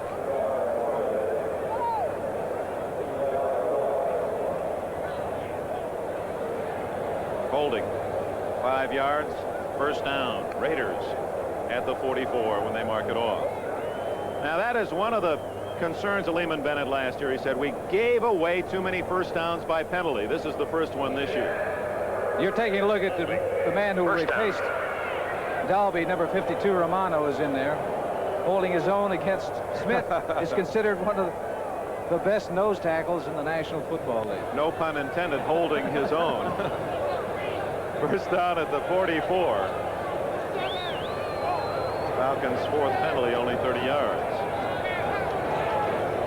Kenny King, 45-50, and he's in Falcon territory before Fulton Kuykendall can run him out of bounds around the 46-yard line. He has a good burst of speed. King now in his 4th year from Oklahoma. 52, Romano, is the rookie. He's trying to get at the linebacker. He throws at him but doesn't get him. But King's great speed outruns number 50, Buddy Curry. And here it is, 33 in the high top shoes, turning the corner. Speed got him there, picking up good yardage. 9 yards. 2nd and 1. This is a great situation now for Plunkett. He's been going deep in short yardage situations on 3rd down. 2nd down is just as good. Well, he's got Branch to the bottom of the screen out of the picture, and to the top, Barnwell. You see his feet. Branch wide open at the 40. Little jitterbug step, and he gets 5 more to the 35-yard line, and it's a Raider 1st down as they continue to move through the air.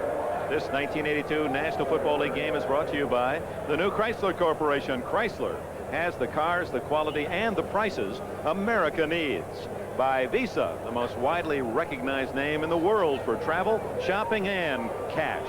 And by Kentucky Fried Chicken. We do chicken right. 1st down, Raiders moving the ball easily through the air. This is King on the ground for about 2-3. And again,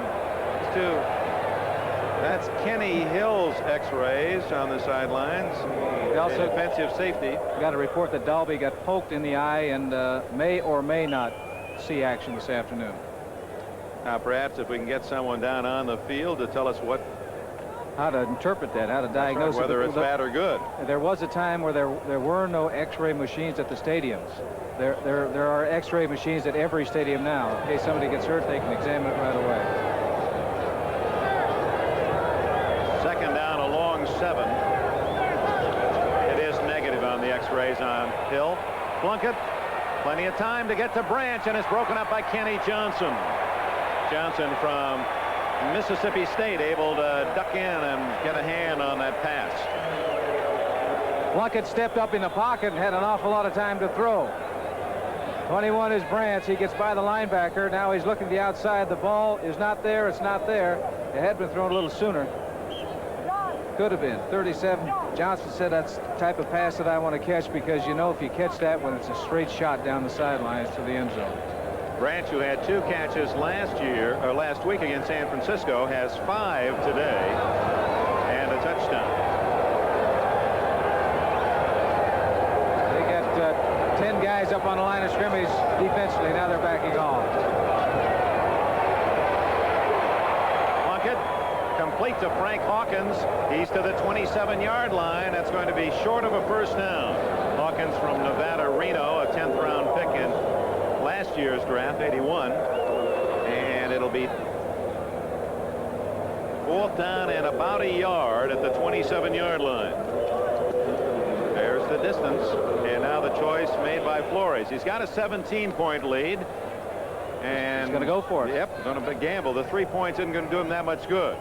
3 touchdowns beat you whether you kick the field goal or not. He's got 3 tight ends in the ball game right now. Derek Jansen, who's a running back but also a tight end. Derek Ramsey and Christensen. And they're not afraid to throw off this formation. And he's got the first down. Frank Hawkins to the 25-yard line. They used Jensen as a decoy in motion, the tight end wingback. He came inside and then back outside as an influence, and then they ran the other way with Hawkins.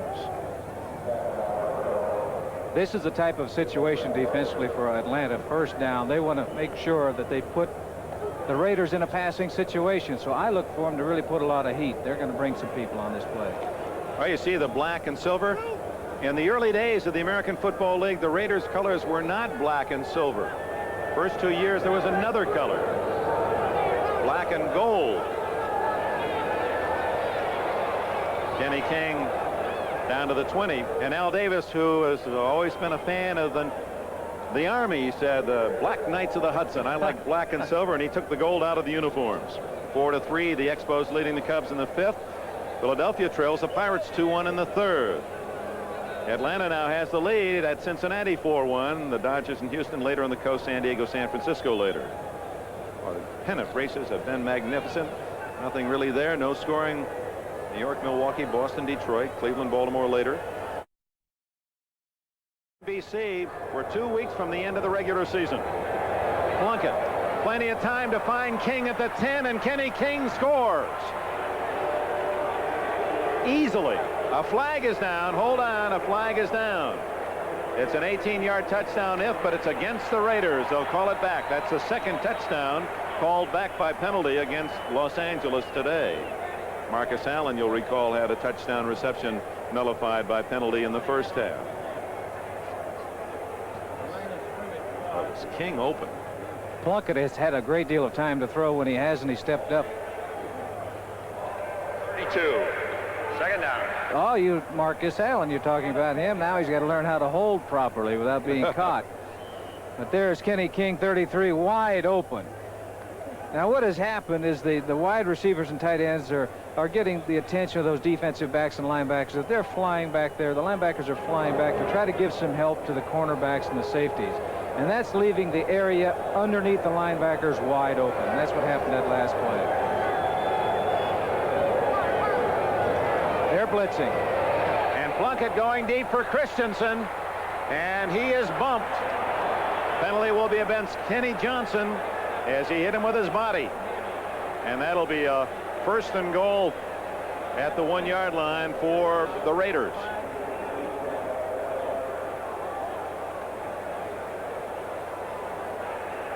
Defensive pass interference, number 37. First down on the 1-yard line. Kenny Johnson says no, but there was contact. So the Raiders have been most impressive last week in beating the 49ers and showing that they're serious this week here in Atlanta. Defensively, they're playing well, and they have played well in the past defensively, with the exception of against the pass. But they own that Atlanta secondary this afternoon. They've been throwing deep. They're so concerned about Branch and Barnwell going deep, that underneath area is wide open. That time they had an all-out blitz, and they guessed right. They had good pass protection. Now they got a touchdown. And indeed, Frank Hawkins slashes in for the score. Hawkins with his first professional touchdown. Gained 265 yards last year for the Raiders without a score, and that's his first. So he'll want to have that football or some remembrance of this day in Atlanta, as the Raiders threaten now to make it a rout. With 8:18 remaining in the third quarter, they built their score to 30-7. And Barg looking for the extra point.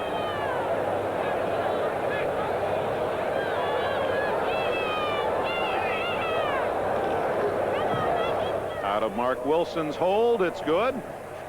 And we have a timeout. The Raiders have just scored 11 plays. They've gone 69 yards. Hawkins gets the capper from 1 yard out, 31-7. 8 minutes, 18 seconds left in the third quarter here in Atlanta, where the Raiders have built a 31-7 lead. Barr's kick. Brown at the goal line, a yard deep. Whoops. Did not quite come out. Good move, though. An excellent move. He was trying to run sideways in the end zone. That's not a very good thing to do. Oh, it's a first down on the touchback at the 20, and Lehman Bennett between a rock and a hard place, trying to figure out a way to score and get back into this game. This telecast presented by authority of the National Football League is intended for the private use of our audience. Any rebroadcast or other use of this telecast without the express written consent of the Atlanta Falcons and the National Football League is prohibited.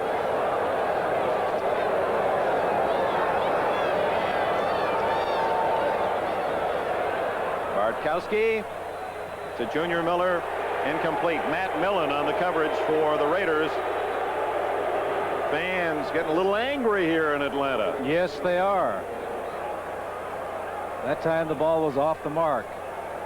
He was so concerned about the linebackers dropping back, because now for the Raiders, they're not too concerned about the run, because they know that Atlanta's got to put the ball up in the air and try to get back in this ball game. So those linebackers are they're going to do one of two things. They're going to go after Bartkowski, or they're going to drop way back in pass coverage.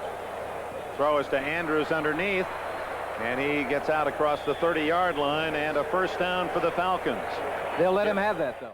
And so the young Patriot has the long touchdown, and here the Falcons trying to pick away with the short ones to get back in the game. That a first down reception by Alfred Jackson out at the 41-yard line. Offensively, Atlanta now, they've got to throw the ball. Occasionally they'll put in a run or draw or a screen to take some of the pressure off, because they know that the defensive lineman of the Raiders is going to tee off. Those linebackers that last time, Hendricks, he was blitzing. Millen was blitzing on that play. They'll either blitz or drop back. 7 minutes left in the third quarter. This time they blitz. Hendricks, he slowed down Bartkowski, and then Bob Nelson, number 51, came in to finish him off. Well, they called him the Mad Stork in college. He doesn't like the nickname, but when you see him come in on a quarterback like that, it seemed like an appropriate moniker. Here's the rush. 83 is Ted Hendricks jumping up. Bartkowski does duck under him, but now Nelson comes along. Browning is also there. One of two things. They're going to put heat on Bartkowski by sending linebackers and everybody after him, play man-to-man, or they're going to just throw 3 defensive linemen after him, drop 8 people back, and give you the short pass. They're not going to let you have it deep. Now, Lenny Dawson, a quarterback who knows how difficult it is to try to throw from way behind. That's the tight end, McKeska, and he's out of bounds about midfield. McKeska from the famed McKeskas of Temple, Texas, where the family has a very successful barbecue business. Lenny Dawson in his career, and the stat that's really important there is that bottom line, plus 56. How many men struggle through a career just trying to get more touchdowns and interceptions? Plus 56. That really is the measure of the man. You take, for example, Jim Plunkett for the Raiders, and he comes into the game minus 36. Well, he's trying to catch up. Third down and 2. Wide open, Andrews, and he has a first down and more. 25-20, still on his feet and out of bounds at the 18-yard line. William Andrews. They say he stepped out back upfield at the 27-yard line, but it's a first down. The fans here, they were irritated just a minute ago, but all they need is something to happen, and it happens now. Ground level, you're taking a look right now what it looks like right down there. We've got our handheld camera down there. 31, William Andrews. He's devastating in the open field also, just like we were talking about Marcus Allen.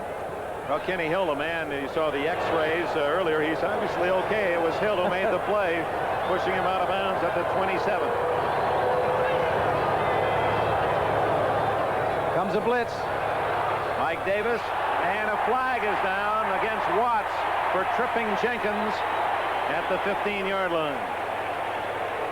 Oh, they brought Davis one safety man, and Bartkowski able to dump it off. He had Jenkins breaking free and was tripped. Play. 20, defensive pass interference. First down.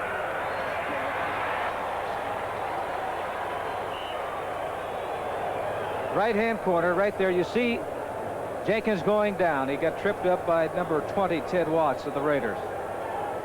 Interference call at the 17-yard line. Atlanta led the NFL, giving up first downs by penalty, and they get one themselves on that one. Bartkowski, a flag down. Bo Robinson has a touchdown. Will it count? Robinson, a fourth-year running back from West Texas State, where he broke all of Mercury Morris and Dwayne Thomas's rushing records. It's against the Raiders. Touchdown, Atlanta. Offside. Refuse. Touchdown, Atlanta. Dick, on that last play, the Raiders were trying to cover that back with number 55, Matt Millen. You saw him in your screen. He's going to try to pick him up. But with the speed of that back, Bo Robinson, there is no way that Matt's going to be able to keep up with him for any length of time. He was hoping that the blitz would pressure Bartkowski, and he wouldn't have that much time to throw. Well, that gives the Falcon fans fading hopes a little boost as Luckhurst kicks the extra point. And with 5 minutes and 53 seconds remaining in the third quarter, the Falcons get a 7 and cut the Los Angeles Raider lead to 31-14. You come into a park and it's hot and humid, and everyone says Raider weather or Falcon weather, as if you really do enjoy playing in this heat and humidity. Oh, the Raiders were really concerned about it before the ball game. They were, a couple of the offensive linemen out. They found a fan out in the dugout, and that's where they seated themselves. But they're happy now. The thing is, it's really hot right now. As for Atlanta, they got to get back in the ball game. Yeah, they've kept the heat on the Falcons. Luckhurst, who is excellent in the onside kick, does not try it. Greg Pruitt at the 4. Pruitt, who returned 155 yards against the 49ers last Sunday, tackled by the man who just scored a touchdown, Bo Robinson. 80 yards in 7 plays for the Falcons. Well engineered, and a touchdown Bartkowski to Robinson to cut the Raider lead to 17. Now the Falcons need a turnover, and that would bring the crowd back in their behalf. They need to stop the Raiders on first down, and they've been trying to do that, but Plunkett has had enough time to go back with play passes, look downfield, and get rid of the football. Marcus Allen, nothing there. Paul Davis, 59, linebacker of North Carolina, helping out Jeff Yates, the veteran from Boston College. See 50, Buddy Curry. George Jessel Curry, thank you, from North Carolina, where he was a teammate of Lawrence Taylor, trying to spur that defense. There's the touchdown man, Bo Robinson. One problem, or a big problem, for Atlanta is that Jeff Merrill is out of the ball game. He is their best pass rusher. And Plunkett has had plenty of time to throw in the second half. 2nd and 9. Dumps it in the flat to Allen. Look at that move. And across the 30 to the 31-yard line. He gained only about 4 yards in the play, but he certainly is giving those linebackers something to think about. Joel Williams, an excellent tackler, was unable to bring him down. Curry just did get him. This is a screen pass, getting it out to Allen, hoping to get some offensive linemen out there. But look at the move that he puts on Joel Williams. Curry was smart. He did not commit himself. until Allen finally had to commit himself and run. Kenny King and the Len Dawson model high tops teaming with Marcus Allen in the backfield. 3rd down and 5. Listen to the crowd.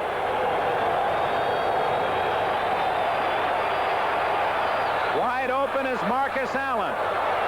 And he's out to the 48-yard line and a 1st down before Butler and Glazebrook can collaborate on the stop. Marcus Allen was wide open coming out of that backfield. They were trying to defend against him with Bob Glazebrook. And here it is. Look at the difference between where Allen was and Glazebrook was. You know, you're talking about 5 yards. Now, that is wide open in professional football. Yeah, Marcus Allen, interestingly, in the offseason trained with a rival team. You know, USC and UCLA, not a lot of love between those two schools, but Jim Bush, the outstanding track and field coach at UCLA, worked with Allen in hill running and built his stamina and endurance. Oh, Billy Taylor took a lick from Joel Williams and Fulton Kuykendall and lost a yard or 2. Joel Williams remembered that last move that Marcus Allen put on him on the last play, and he was making up for it this time. But poor Billy Taylor was a recipient of that shot. Well, in for just one play, Hawkins and Taylor, they go out, and King and Marcus Allen are back in on 2nd and 11. The score 31-14. The Raiders lead. 3.5 minutes remaining in the 3rd quarter. Plunkett is 12 for 20. Gets away again, and there's Branch, and a 1st down at the Atlanta 40-yard line. Kenny Johnson made the tackle. Branch is having a field day. 13 yards in the play. Other scores: the Jets leading at New England 24-7 in the 4th quarter. Dallas has a touchdown lead against the Cardinals in the 3rd period. Tied now, the Bengals and the Steelers. Always a good one. 14-3, the Browns leading the Eagles. Philadelphia about to lose their 2nd game in the first 2 weeks. San Diego coming back in the 3rd quarter, cutting the Chiefs' lead to just a touchdown. Here it's 31-14. Plunkett to throw on 1st down. Plenty of time. And hits Allen at the 34 for a gain of about 5, maybe 6.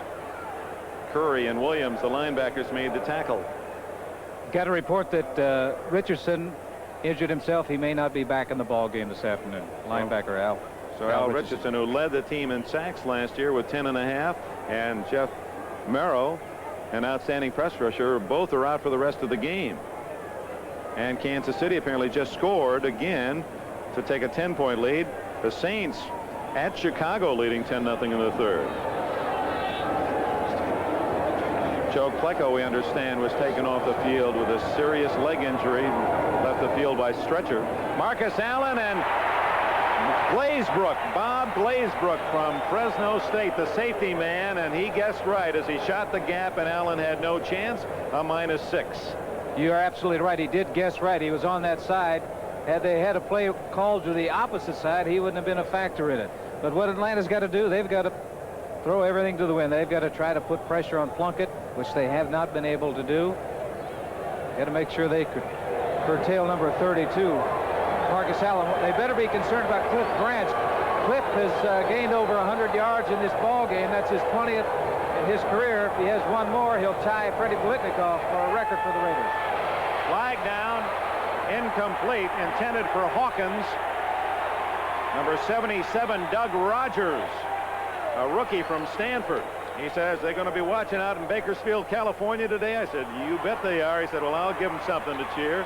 He's trying to get the crowd worked up. He was picked after Riggs, their top 2 picks for the Falcons in the college draft, and the penalty is against the Raiders. Holding offense. 53. Decline. 4th down. Couldn't be 53. That's Rod Martin. He plays defense for the Raiders. Here's Rogers fighting, he flushes Plunkett out of the pocket, gets a hold of him. Jim does get rid of the football, but he's just getting rid of it, that's all, to avoid the loss. A couple of Stanford boys, Plunkett and Rogers, involved in that play. So on 4th down, the Falcons have stopped the Raiders from adding to their lead, and Raymond Guy to punt with White Shoes Johnson always Cowboys a threat back at the 10. I'm trying to think when the last time that guy punted the ball. Fair catch at the 9-yard line. So Atlanta will start deep in its own end. We have exactly a minute remaining in the third quarter, and the Falcons with a lot of catching up to do.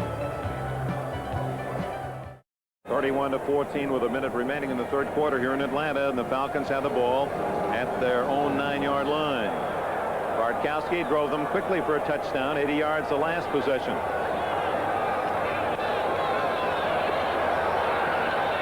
Complete to Alfred Jackson at the 26 and a first down. Lester Hayes, the defender for the Raiders.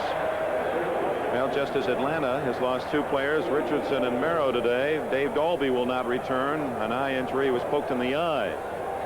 And Dalby will not see any more action this afternoon. On that last pass play, Bartkowski had plenty of time to throw the ball, and Jackson was able to get Lester Hayes turned around, but showed me once again that Bartkowski really has a strong arm. 20 seconds left in the third quarter. The quick out almost received by Lehman Bennett, the head coach, who was a backup quarterback in his playing days at the University of Kentucky. Well, he claims to be the oldest ball boy, water boy in football, 53 going on 80.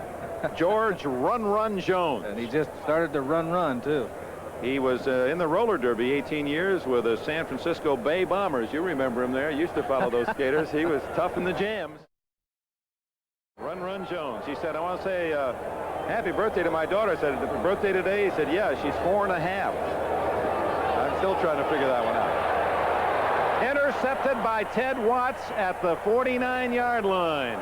Intended for Alfred Jackson. You saw Watts in a similar play in the first half. There you go, run. Ring the bell as the Raiders have it again. Here it is, a replay. Number 20, Watts. You may recall a while ago he got called for tripping. This time he has excellent position on Jackson. Comes up with a big interception for the Raiders. Jackson would have been better off playing defender himself and trying to knock that one away.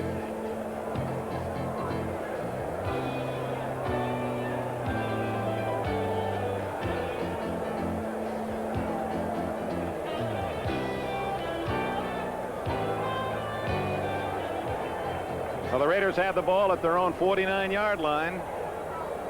The last time they had it, what they do? They throw deep. First time out of the box. Plunkett fires to Allen, incomplete. At the 45-yard line, that stops the clock with 2 seconds left in this third quarter. Bob Glazebrook on defense for Atlanta. Glazebrook, who set a record last week for Atlanta, that 91-yard fumble touchdown return. There's Watts, Texas Tech second-year man, the man who intercepted the pass moments ago. Plunkett tried to get the ball to Marcus Allen, but he had Barnwell going deep on that last play. So they were looking once again to try to put this ball game away. Final play of the third quarter. Plunkett wide open was Barnwell at the 35, and Plunkett missed him. That is the end of the third period here at Atlanta Fulton County Stadium in Georgia. The Raiders enjoying a big 3 periods, have a 31-14 lead. We'll be back after these messages from your local station. With Len Dawson, Dick Enberg in Atlanta Stadium. Smiles are a bit forced for the Atlanta fans. 31-14 the score. We open the fourth quarter. Raiders with the ball. Marcus Allen. Run out of bounds at the 47. Earl Jones and others for Atlanta. So it's a short game, and Ray Guy and the punting team comes on. There's the statistical totals through 3 quarters.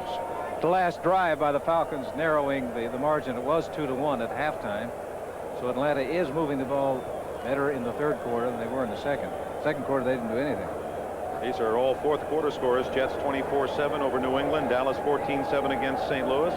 20-17 Cincinnati leading at Pittsburgh. 14-10 Cleveland over Philadelphia. 19-9 Kansas City leads San Diego. New Orleans 10-0 at Chicago. The rest of the action, second half of play today. Raymond Guy. Clock is down to 4, 3, 2. They're going after it. Oh, flags are down. And the Raiders down the ball inside the 5-yard line. Billy Taylor, number 49, downfield for the Raiders. Guy complaining that he was run into. Jim Laughlin, 51, was in on the kicker. Maybe offsetting penalties, though. 51 defense running into the kicker. Offside on the defense. Replay. Had to be offside on the offense, not the defense. Number 51, Laughlin, was called for running into the kicker. Right there. Hunters always help them out, though. They go down very easily. You always have a feeling that if you were ever looking for somebody to fill the bill in the carnivals, you know, where you throw the baseball and dunk somebody, that those kickers would be perfect, wouldn't they? And you see people like Marcus Allen, that he's tough to bring down. People are hitting him from all the angles, and he's sliding. And William Andrews the same way. A punter, if you get close to him, he's down. Just smell your breath, and down he goes. No Guy on the nullifying penalties. We'll kick it over again with White Shoes Johnson back at the 10. And Falcons have 10 men on the line. Flags are down again. And Guy roots one into the end zone. And we'll see. And we got some more scuffling going on. Boy, almost every special teams play. That's Bobby Butler, 23, and Frank Hawkins, 27.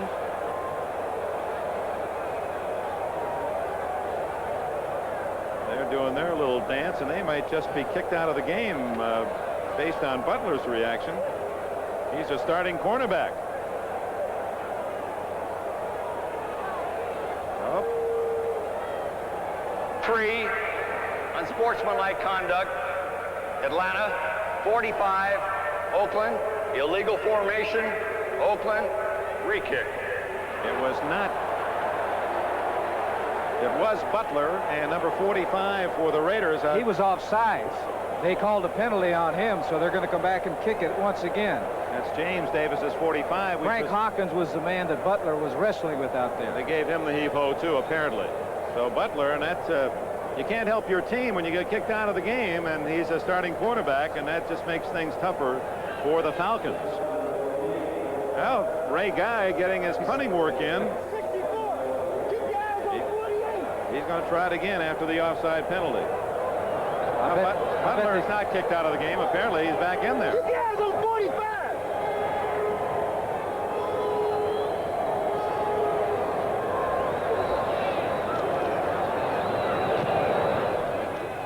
Another perfect spiral that's going to go into the end zone, but it was pretty to watch nevertheless.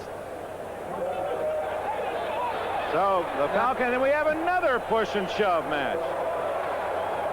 And that one was short-lived. It was Jim Laughlin, Derek Jensen.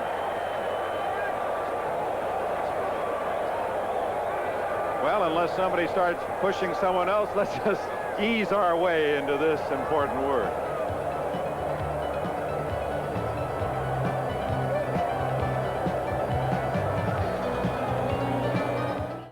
William Andrews over the middle, and the big fullback runs it 45 yards into Raider territory. Here it is again. The blitz is on. Bartkowski stepping up and gets the ball to Andrews. A nice catch. Remember, he caught 81 passes, led the team last year, coming up with a big 45-yard play. Getting out of bounds. And for Atlanta, the people here wanted something to cheer about, and they got it. Ball at the 30-yard line. You saw the pass was end over end. It looked as if somebody tipped the ball, but it got to Andrews, and he did the rest. Jenkins left, Jackson right, 31-14. Falcons trail, 13:45 left in the game. Incomplete, intended for McKeska. And it appeared that Bartkowski had a man going deep and open. Yes, he did. He had some pressure. He got rid of that ball before he really wanted to. Keska was even open. He had a step on Davis, the strong safety. Bartkowski at California, he was 1 year ahead of Vince Ferragamo, and Ferragamo saying that he wouldn't get to play until Bartkowski graduated, elected to go on to Nebraska and do his quarterbacking. Atlanta, to give their fans hope here in Georgia, needs to score on this possession. 2nd and 10. Here comes Hendricks, and he forced the fumble, and I believe, no, Hendricks didn't get it, but came close to getting the fumble. Ken fell on it at the 40-yard line, and the Stork with those huge arms of his, long leverage in there, and even though he ran by the quarterback, watch him strip it away. 68. Thielman was supposed to get out there, but Hendricks was by him so quickly that he wasn't able to get out and get in front of him. A couple of things about Hendricks make it difficult to block him. He is tall, 6'7". If a back is going to block him, he's going to get about a 5-yard run. The back is going to be fairly close to the quarterback, and he can just jump up in the air and get into the quarterback's vision. That's a big loss. 3rd down and about 19.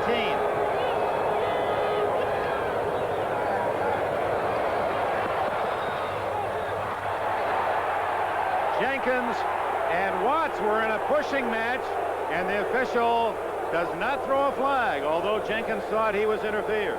The official was standing right there. Here it is, Bartkowski going back to pass. 3rd and 19 to go on the play. 75, Howie Long put pretty good pressure on. Here it is. You're looking at it. Both of them struggling. Official ruling they both were going for the ball when the bump occurred. Well, 4th down, and you're trailing 31-14, even though it's 4th down and long. The Falcons are going to go for it. 12 minutes, 43 seconds left. Jackson 85 with Hodge 83 in the slot. Jenkins to the left.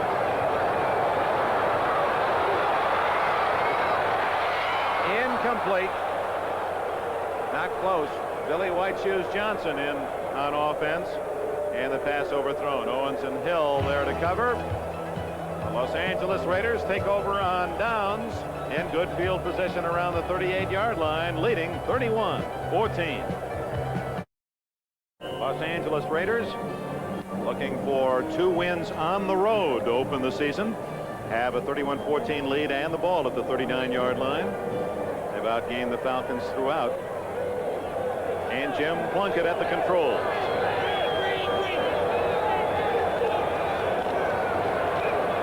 Barnwell has his 3rd catch and gets out to about the 46-yard line, a gain of 7. Bobby Butler, we thought had been ejected, was not, made the tackle. You know, I'd like to go back. Remember the first long pass that Plunkett threw back in the 1st quarter to Cliff Branch? He didn't complete it, but I think that set the tempo of what they wanted to do. And also, I said, it puts in the minds of those defensive halfbacks, those cornerbacks, they're saying, hey, they think they can beat me deep, so I'm going to give them room. So they give them room and they throw in front of them. When they start coming up, then you throw behind it. And that's what's happening out there this afternoon for Atlanta. Yeah, Plunkett has orchestrated it beautifully. 2nd and 3. And he's going long for Branch. Nice defense by Kenny Johnson. No flag. He came almost up with the ball as well. As he bounced to the turf, the ball was right there. The blitz was on that time. Plunkett was just going up top. There was man-to-man coverage. You can see stride for stride there. 37 is Johnson. But even though it didn't work, I'll assure you the next time that Cliff Branch comes off the line of scrimmage toward Johnson, he's going to give him some room. Well, let's see. This would be a perfect time. 3rd down and 3. Just have Branch run a little hitch out there and for 5 and get the 1st down. Let's see if that's what Plunkett does. It's better on 1st down because they're looking for Oakland again, Los Angeles for the 1st down.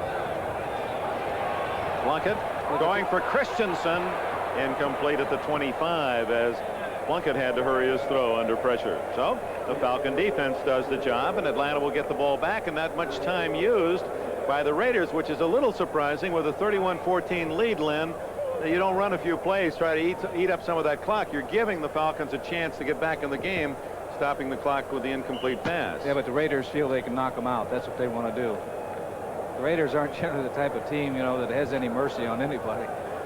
Well, you know. They're going to try to put them away. Well, Ben Davidson was always kind to you. After the game. Johnson at the 10-yard line, guy to kick.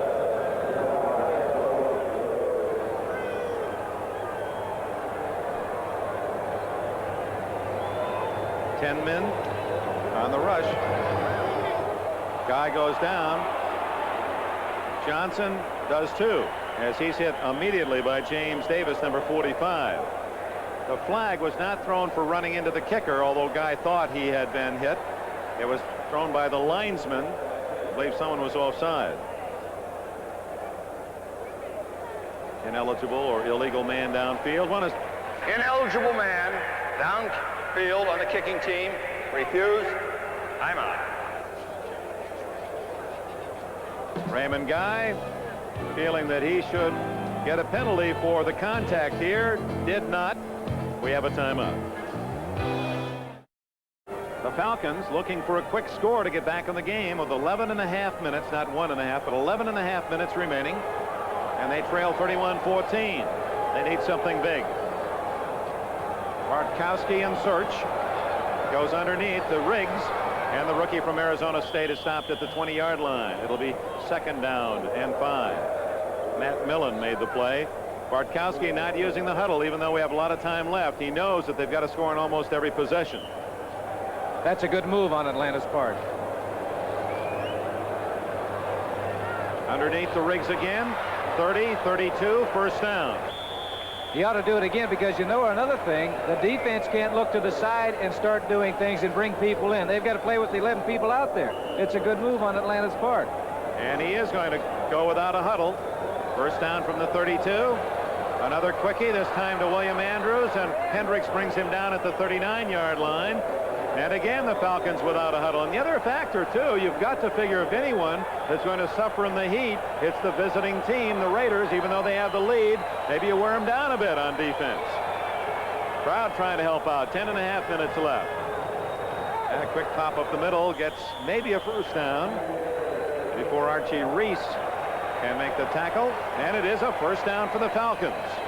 I like this tempo. I like to get it going. They've been down. They haven't been doing anything. If they get the ball moving at all, going with this rapid fire type of offense could generate something for Atlanta. From his own 43-yard line, it's Riggs. 50, 49. Millen made the tackle.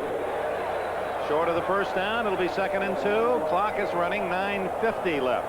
What Atlanta has to do, though, they have to have fresh receivers there all the time, because what is happening, their wide receivers are clearing out for those backs underneath. Jackson is coming out of the ball game. He better hurry or he's going to be on the field and there'll be 12 men. Willie Curran, a rookie from UCLA, has replaced him. Bartkowski lined up under the guard.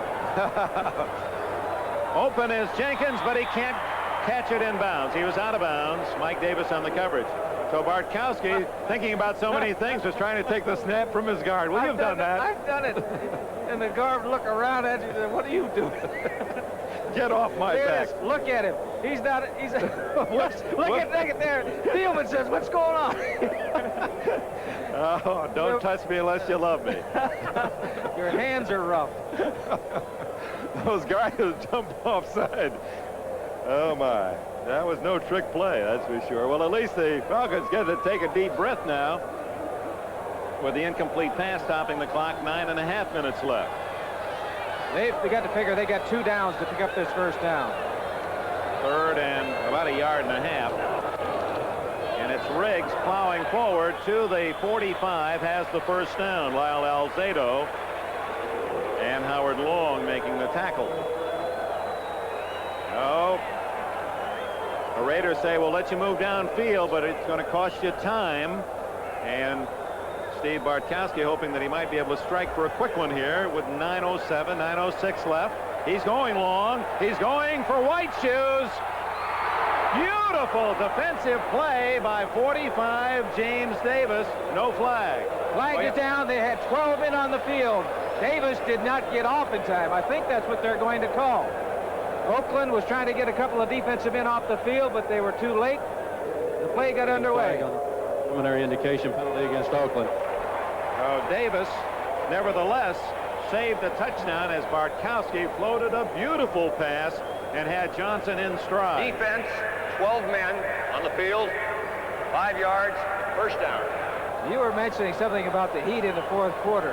Now, if the Raiders stand up under this, they're in excellent shape because this type of an offense against those big defensive linemen trying to rush the passer is really tough. Raiders with an 8-man front, 9-man front. Bartkowski drills it to Jenkins. Incomplete. Once Jenkins was juggling the ball, it was okay for Davis to reach and grab the jersey. And Davis, who is a 5th-round pick last year, did not play all last year with an injury, doing a good job out there. They're all coming. Hendricks coming in there. He's blocked by Robinson. The ball is on its way before the receiver turned around. But right now, he's strip him of the football because he got his hands on it. Well, Al Davis, he must like the name. He's got 3 Davises on this roster. Bruce Davis, the starting tackle. James Davis, who's now playing at one of the corners. Mike Davis. And Mike Davis, the safety man. He had Clarence Davis for many years, the running back.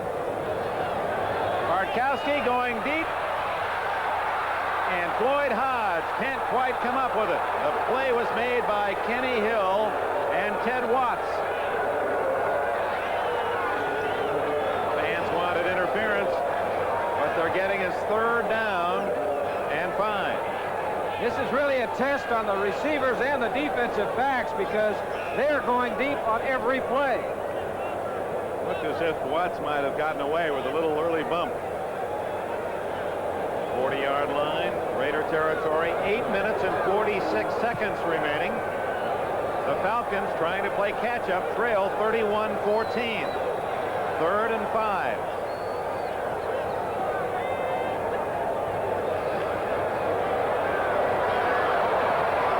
Ball was tipped, intended for Junior Miller. Archie Reese, acquired from the 49ers at the start of the season, made the play defensively. If Bartkowski had any running ability at all, he had a clean shot straight up the middle of the field, he would have picked up the first down because the defensive linemen, 4 of them rushing the passer, they were already by him. The linebackers were deep. He had plenty of space to pick up the first down. Well, I tell you, Ted Watts, who's been busy trying to cover, he was down on one knee back at the 10-yard line. He's still back there. He's exhausted. And they're going to call a timeout, the Raiders or the officials, because Watts, who has just been all over the field trying to offering coverage in this hurry-up offense of Atlanta's, and he just has run out of gas. That's just a tired, hot, exhausted young man. You know, sometimes you do that in practice against one particular guy to get his attention. He says, you don't like me, huh? Because to run ups, which he's doing, or fly patterns, that's what they're doing on Oakland's defensive backs. Oh, Bartkowski will get a chance to talk things over on a critical 4th and 5 call. And Tom Flores will set his defense. Now, with a break in the action, 8 minutes and 41 seconds left here at Atlanta Stadium, where the Raiders are in control, 31-14. Most important number, the one at the top of your screen, 8:41 left. On 4th and 5, Atlanta almost has to make a first down here, where the Raiders should chew it up. Bartkowski needs 5 for the first down. He won't get it, and the Raiders take over on downs for the 2nd straight possession. Atlanta able to move the ball into Los Angeles half of the field, only to have the drive stopped by good defense. Alfred Jackson doesn't get up. T. Gamely went for that pass. He took a pretty good shot when he was leaping in the air trying to get a hold of that football. Burgess Owens on the coverage for the Raiders.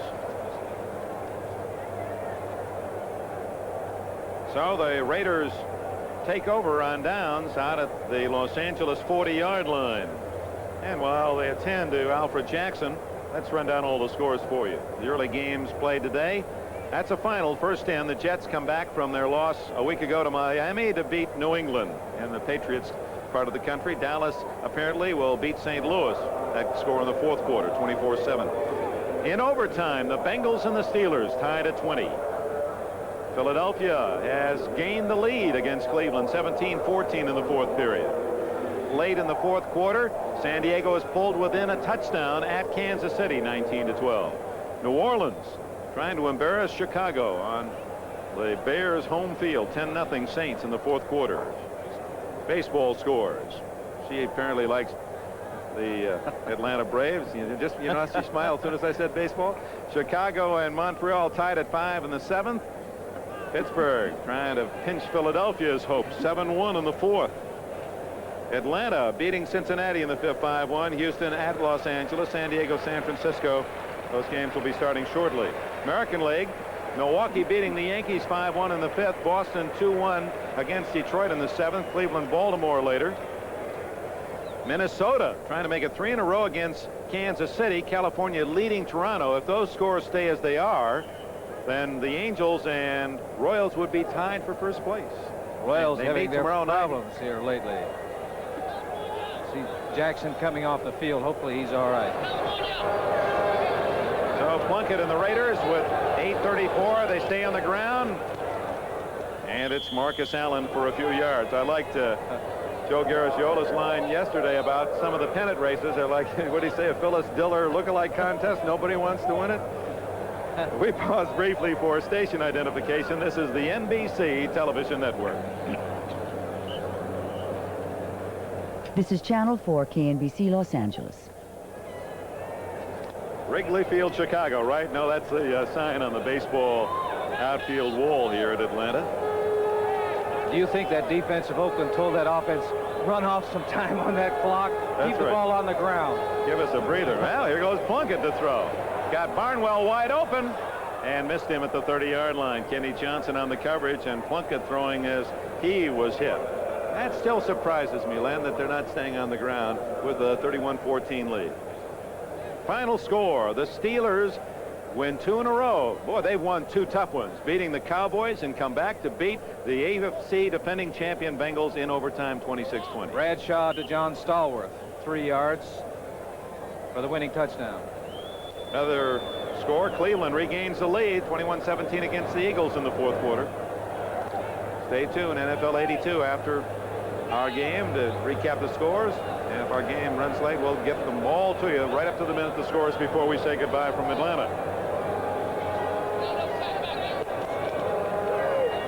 Flag down as Kenny Hill is whipped out of bounds by Tom Pridemore. Kenny King, rather, I'm sorry, not Kenny Hill. He's on the other side of the line of scrimmage for the Raiders. So King thrown out of bounds for a loss. Now let's check the penalty. Tom Flores, he was a backup quarterback to you when the Chiefs won the Super Bowl. Yeah, he threw one pass in 1969. It was off of a fake field goal. Offense, number 79. Offside. Bruce Davis offside. Decline. The Falcons want the ball. We were playing Houston, and it was a fake field goal pass just before the end of the half. And Tom rolled out and threw the ball to Robert Holmes, who made the catch. While Tom was admiring his work, somebody broke his nose, and that was it. One pass, one touchdown, one broken nose for Flores in 1969, the year that we went to the Super Bowl. And one Super Bowl ring. That's right. Raymond Guys had plenty of work, his 7th punt, and they also had 2 or 3 called back because of penalty. White Shoes Johnson inside the 15 for Atlanta. You can see the seats starting to empty. Guy almost missed that one, and it goes out of bounds at the Atlanta 40. No, it didn't go out of bounds. Rolls back to the 45-yard line. So the Falcons have good field position, and the Raiders used up only a minute on that possession. 7:36 left in the game. Giants received a miracle play, a 91-yard fumble recovery. Everyone relaxing, thinking the whistle had blown it dead, and Glazebrook went 91 yards. Now they need a couple 3 unexpected big plays because they trail 31-14. They have the ball at their own 41-yard line. Bartkowski, good protection this time, and has a man, Jenkins. First down at the 32-yard line. Alfred Jenkins His consecutive game streak is up to 91 in a row, catching a pass. Bartkowski had time to throw. That's the reason it worked, because it was his crossing pattern. Took time to develop. 26 yards, first down. You're talking about the big plays. That took just a couple of seconds to complete. 7:29 remaining in this football game. And they're definitely within striking distance right now. Jenkins to the left. Jackson back in the game after being bruised a while back. Jackson is to the right. Bartkowski in trouble. And number 99, Reuben Vaughn, has the 5th Raiders sack today. He's from Colorado, drafted by the 49ers in '79. Now you can credit that defensive secondary of the Raiders, because Bartkowski had a lot of time to get rid of the football. He pumped once, started to move. His problem was he couldn't find anybody open. But what he should do is get rid of it. Just throw it up, out of bounds, up in the seat someplace. Bartkowski has thrown 47 passes in this game, completing 28 for 311 yards. There are his numbers. He's been busy, but he has only 14 points. Has the man open. Oh, what a catch by Junior Miller. Down at the 27-yard line, Miller's second catch. He had to leave his feet to spear that one. Short of the first down, however. That's why I said on the last play to Bartkowski, you got to know when to get rid of the football. Here it is. An outstanding catch by Junior Miller. He's come up with a couple of clutch catches in this ball game this afternoon. 3rd and 4. Quickie. Is that a catch? Apparently not. Incomplete is the call. Raiders got the football, Lester Hayes, but Jackson did not appear to have possession. I don't believe he did. You see all the blue, that symbolic of those fans who became disgusted much earlier and left. And we'd say that Atlanta Stadium's only about half full at the moment. 60,000 seats and sold out, although 54,774 the official attendance, with some 5,000 not coming to the game today. Bartkowski again looks at 4th and 4. This is the 3rd time he's been in Raider territory. He ran out of downs the last 2. 6:21 left in the game. Flag is down. And so is Bartkowski. Back at the 39-yard line is number 74, Archie Reese, has the sack. Now let's check the penalty flag. Reese, an inspirational leader with the 49ers in their Super Bowl year last season. For the snap, field judge had 30-second delay. It'll still be 4th down. So that's a break for the Falcons. One of the few times the penalty can help a team, because that negates the sack. No play on the 32nd call. 5 yards against the Falcons. It'll be 4th and 9, and Bartkowski will get another shot at it. How times change. They had the no huddle offense where they were taking very little time to get the play off. And down there 4th and 5, when they needed to get the ball off, they took too much time. But they need to pick up 9 yards now to keep this drive alive. And this could be a record tying pass attempt by Bartkowski. The Atlanta record is 50, and he has 49 going into this play. Over the middle. Did he catch it? Yes. And it'll be a first down at the 19. Junior Miller. A flag is down, I believe, holding against the Raiders. That's 2 great catches in a row by Junior Miller, because that ball was thrown behind him. It was holding against Los Angeles. Look at, that's a tough catch. He's going in one direction, has to turn and try to come up with the football, and he did. That's 2 in a row that he's made. A very difficult chance. And he dropped it anyway. I was giving him credit for that. I was too. I thought he caught it. And now you see he didn't. But they get the first down on the penalty. 5 yards, automatic first down on the defensive hold, and it's the Falcons with a new set of downs. 6 minutes, 8 seconds left. First down at the Los Angeles 27. 31-14. Raiders lead it. Plenty of time. And it's Hodge ducking out of bounds at the 13-yard line. Watts is back in the ball game. Lloyd Hodge from Utah. He was a quarterback until his senior year. Didn't play last year with a knee injury. And he's made a couple nice catches today. I don't know if we'd mentioned that Ted Watts is back in the ball game, but this is the area that the pass was caught. Good throw by Bartkowski, right on the number.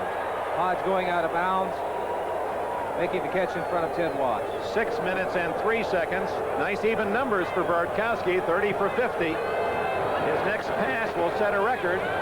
Riggs, ninth down. A sharp tackle at the 10-yard line by Dave Browning, number 73 from Washington.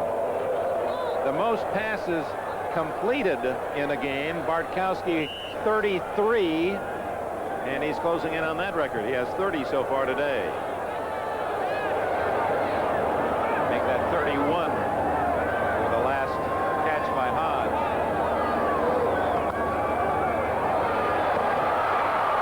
Right in the arms of Alfred Jackson. Lester Hayes coverage. Can't throw the ball any better than that. But Hayes, like glue, not stick him, but like glue on his man. And it's incomplete. Here it is. Quick pass going up and over. His vision had to be impaired by Lester Hayes.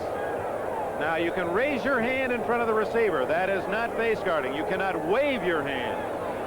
In case you're wondering, you can put your hand up in front of the receiver even though you have your back to the play. You can't wave it. That's the rule. Well, if you wanted to stick your hand up in the air and run anywhere you want on the field, you go ahead and do it. But when the ball is in the air, you can't wave it in front.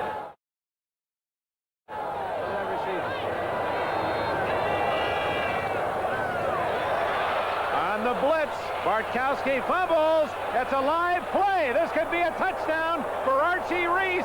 He's going to go all the way for a Raiders score. Jeff Barnes is the man who made the play, number 56. He dislodged the ball from Bartkowski's grasp, and Archie Reese, all 6'3", 275 pounds of him, rumbles in with a touchdown. Bartkowski didn't have a chance. You can see right now. He's looking to his left. Linebacker from the right blitz nails him now. They're going to find out whether Archie Reese is overweight or not. Can he run that far? Look at Burgess Owens. Well, it's even money now. I'm not sure he's going to make it. Last week. There he is. There's a happy man, Archie Reese. He's an emotional player. Niners, very popular performer. Chris Barr hits the extra point, and the Los Angeles Raiders now have a 38-14 lead. 75 yards on this play. Jeff Barnes, 56. You'll see he's looking to his left. Doesn't see that hit right there. Doesn't see the linebacker coming. Now, Archie picks the ball up. Wonder if he thought about lateraling it to anybody. Oh, no. No, I guess not. Not with that. No one chasing him. Reminds me of Merlin Olsen said once he was trying to run for one, and Deacon Jones kept falling behind him saying, lateral, lateral, give it to me. By the way, Merlin is involved. Father Murphy on Tuesday night is going to be a 2-hour special at 8 o'clock on NBC, and the good father going to join the ranks of the married. You know, that pretty school marm. Yes. He's going to go after her and marry her, I understand. It's and then in the new season, well, you can just guess what's going to happen. But it's a great show on Tuesday night, 8 o'clock, Father Murphy. It's nice that you can talk about not only a man you like, Merlin Olsen starring, but a show that the whole family can enjoy. I know Archie Reese always watches it. Tom Flores. Almost called us a laugher, but you wouldn't know it by that expression on his face. Barr tees it up. And a long afternoon for these Atlanta Falcon fans.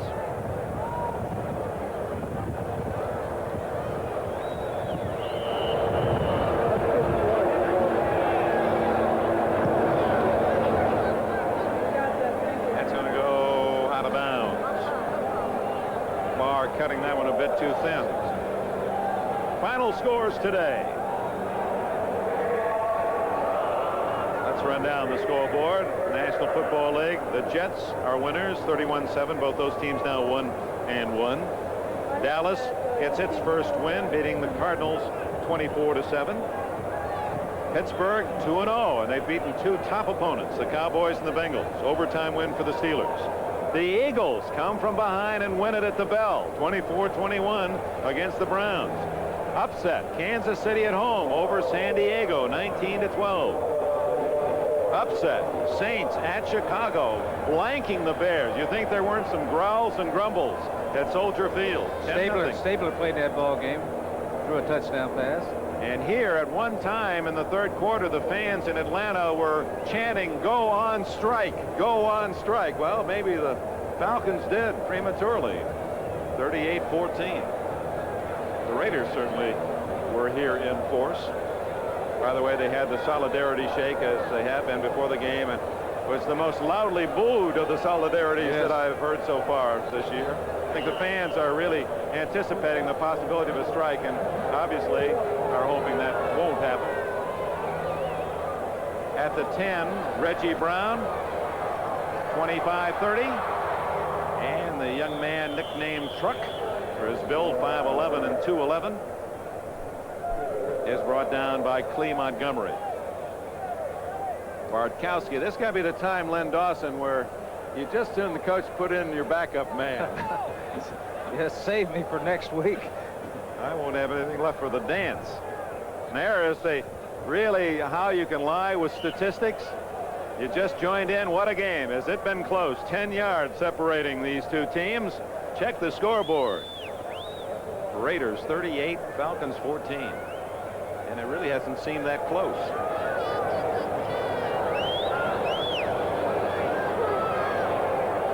Kane gets about 10 yards, and that just about ties up the yardage totals. Millen and Nelson make the tackle. And the big question now, will this quarter ever end? They're going to get some plays off because Atlanta is not going to huddle. Not unless they go out of bounds. It's an empty record-setting day for Bartkowski.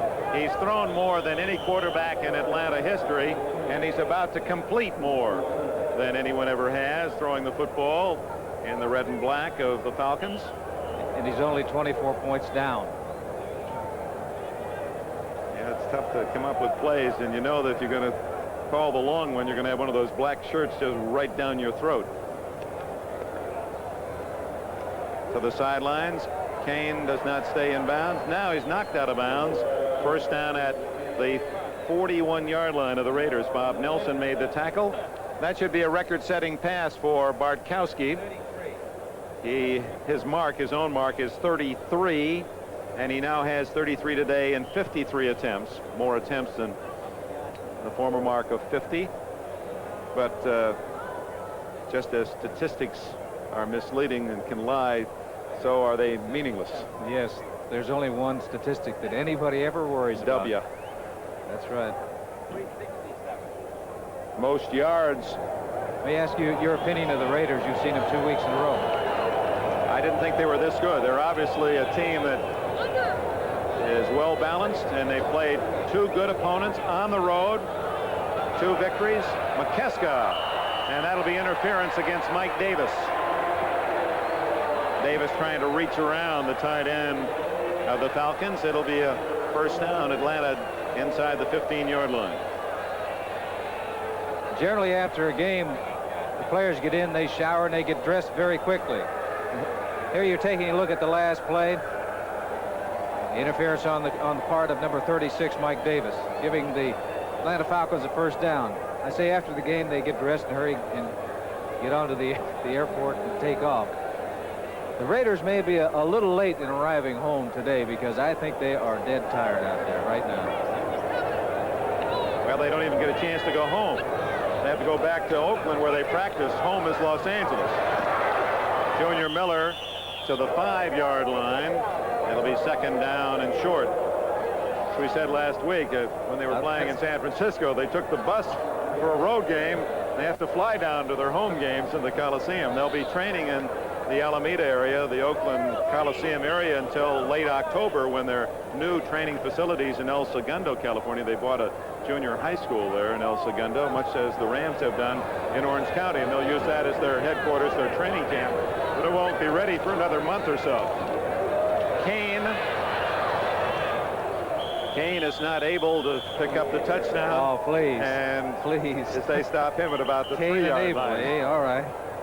Jack Squirek makes the play. The numbers on Bartkowski and Plunkett. Plunkett has had a fine day. He has indeed. 2 TDs, no interceptions. 54 times. When you have to go back and fire that ball 54 times, you're in trouble. Over what number? I mean, if you were just going to say, not looking at any of the scores, you look at attempts, where would you start to say that team probably lost? I would say, you know, the Raiders statistics, 29 attempts. Today. Now, if you're talking about 10 years ago when the running game was more established and the rules didn't help the pass game like they do now, but I would say when you're getting over 30 attempts, generally you might be in trouble. Yeah. Bartkowski short of the first down, 3rd and inches at the 3-yard line. That's the first down, but not a touchdown, as Andrews, following the block of Kane, 1st and goal at the 1-yard line. Matt Millen makes the tackle for the Raiders. John Gonzalez has been our director today. Mr. Rollo, our producer. We want to thank our spotters, Joel Alderman and Tim Cambias. Boyd Odom for his assistance in the booth. Joe Costanza, he gets anything over 50 passes, he gets a bonus. He's going to really be happy with this one. Andrews, door slammed on him as Burgess Owens came up from the secondary to make the hit. A flag is down. Clock shows 2:50. Is that the time of day, or that's the time remaining? AM or PM? 2:50 and counting down. The last time we showed. Offside, still first down.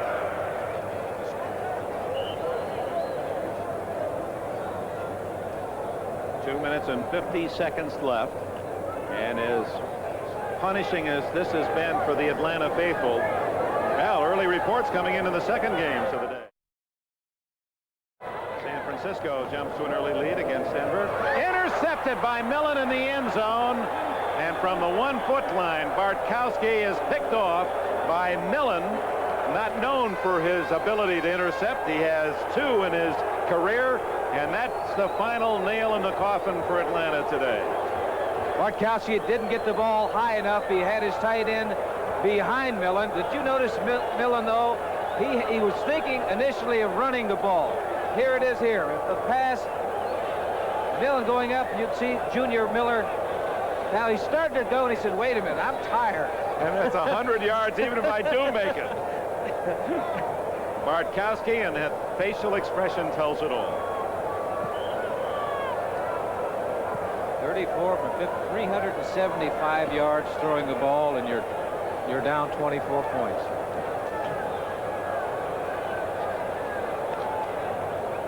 The only good news is you only lose 1 time when you lose on a Sunday. It's only 1-1. It must seem like 3 or 4 the way this one's been packaged by the Raiders, who in turn have to be up on their toes the way this one's gone. Frank Hawkins with the carry, as Tom Flores with the luxury of being able to use his second line team now. Clee Montgomery at a wide receiver, Hawkins, Taylor at running back. 2:25 left.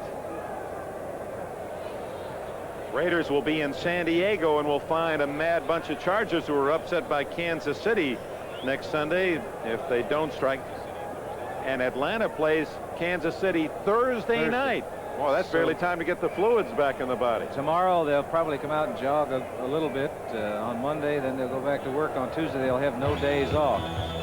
2-minute warning. The Blues have beaten the Reds. More empties than full seats at Atlanta Stadium, where it's been all Los Angeles. Here's another fantastic finish.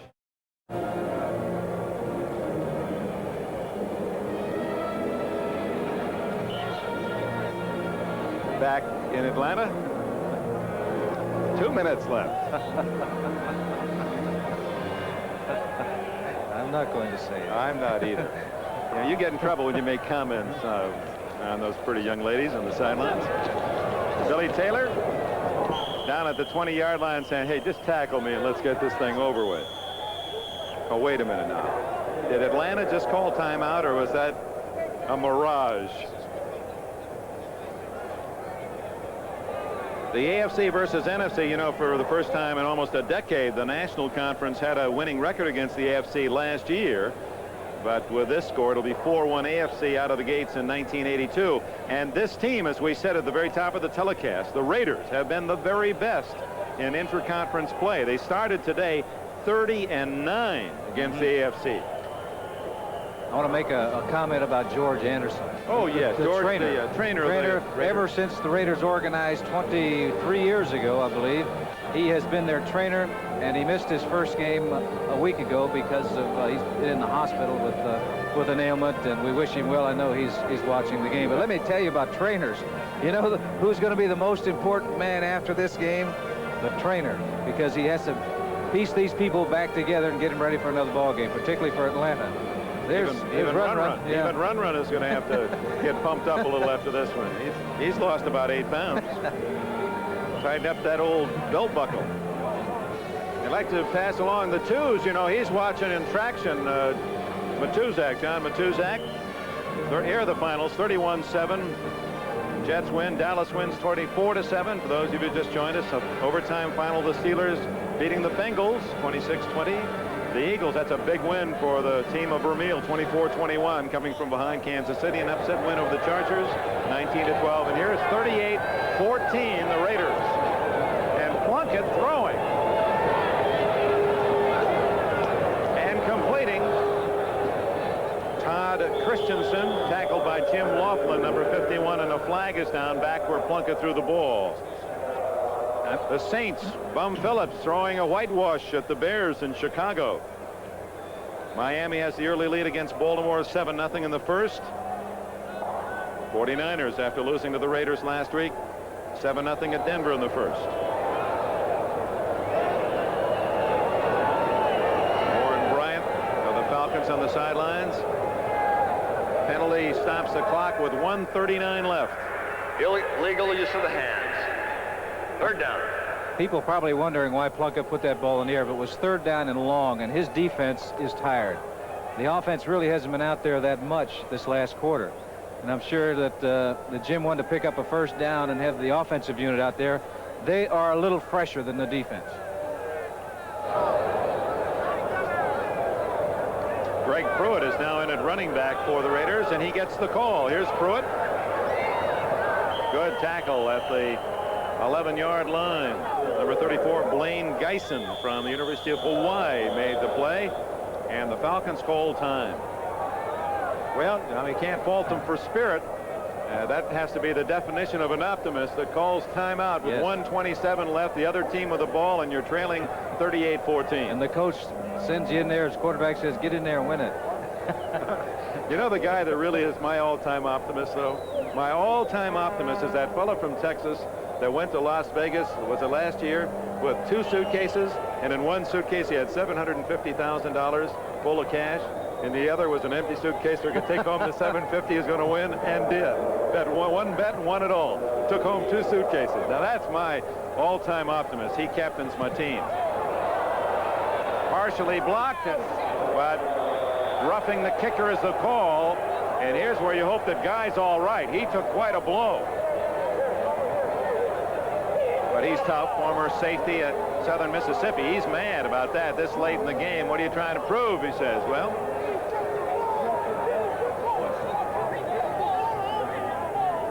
he got hit hard. Everybody coming after him. Looked like I thought that was partially blocked. I went in there. I thought that was Johnson Kent Johnson that hit Guy.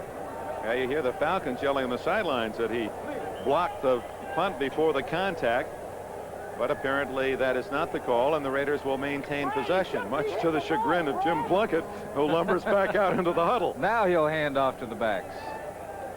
1:21 left. Run the clock out. 1 timeout remaining for Atlanta. Oh, I sure hope they use it. Well, you got something else you want to say? Right. So it's always fun at the old ballpark, isn't it? And not particularly so. I see a lot of people leaving. Wait a minute. Plunkett wants to call time. All right. Well, that makes sense. 15 for 29 for the former Heisman winner at Stanford. NFL Rookie of the Year 11 years ago. 38-14. In case you joined us late, it was tied at 7 at the end of the first quarter, and the Raiders put it away with a 17-point second quarter. And the key plays were made by Marcus Allen. He threw a ball 47 yards, a completed pass that set up a touchdown that he later scored himself. He reeled off a 41-yard run, the longest run of the game, to set up a field goal, and he scored again on a 4-yard run. And then a fumble recovery by Hendrickson on the first play, 30-yard pass. Plunkett, Cliff Branch made it 24-7 at the end of the first half, and the second half has been academic. Raiders came out, scored on a 1-yard run by Hawkins. Atlanta put together one long drive for a touchdown, 31-14.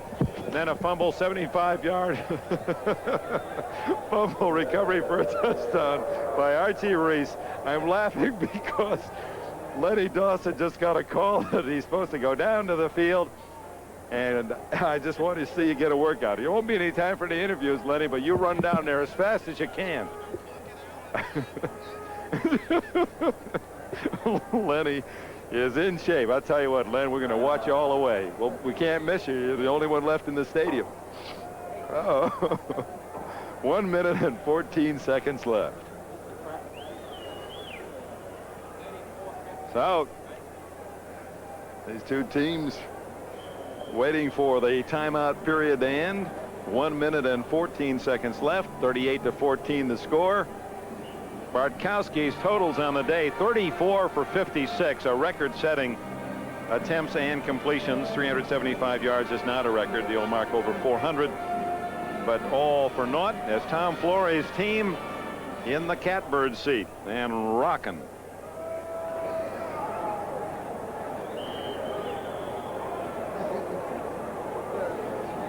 .108, and clock is finally running.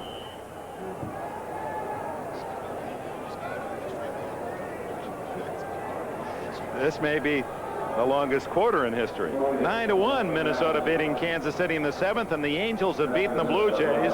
They open a 3-game series tomorrow night in Anaheim. I know you fans watching on the West Coast, and apparently that series between the Angels and Royals will begin with them tied for first place, as this one of the many pennant races coming right down to the wire. And of course the World Series exclusively right here on NBC.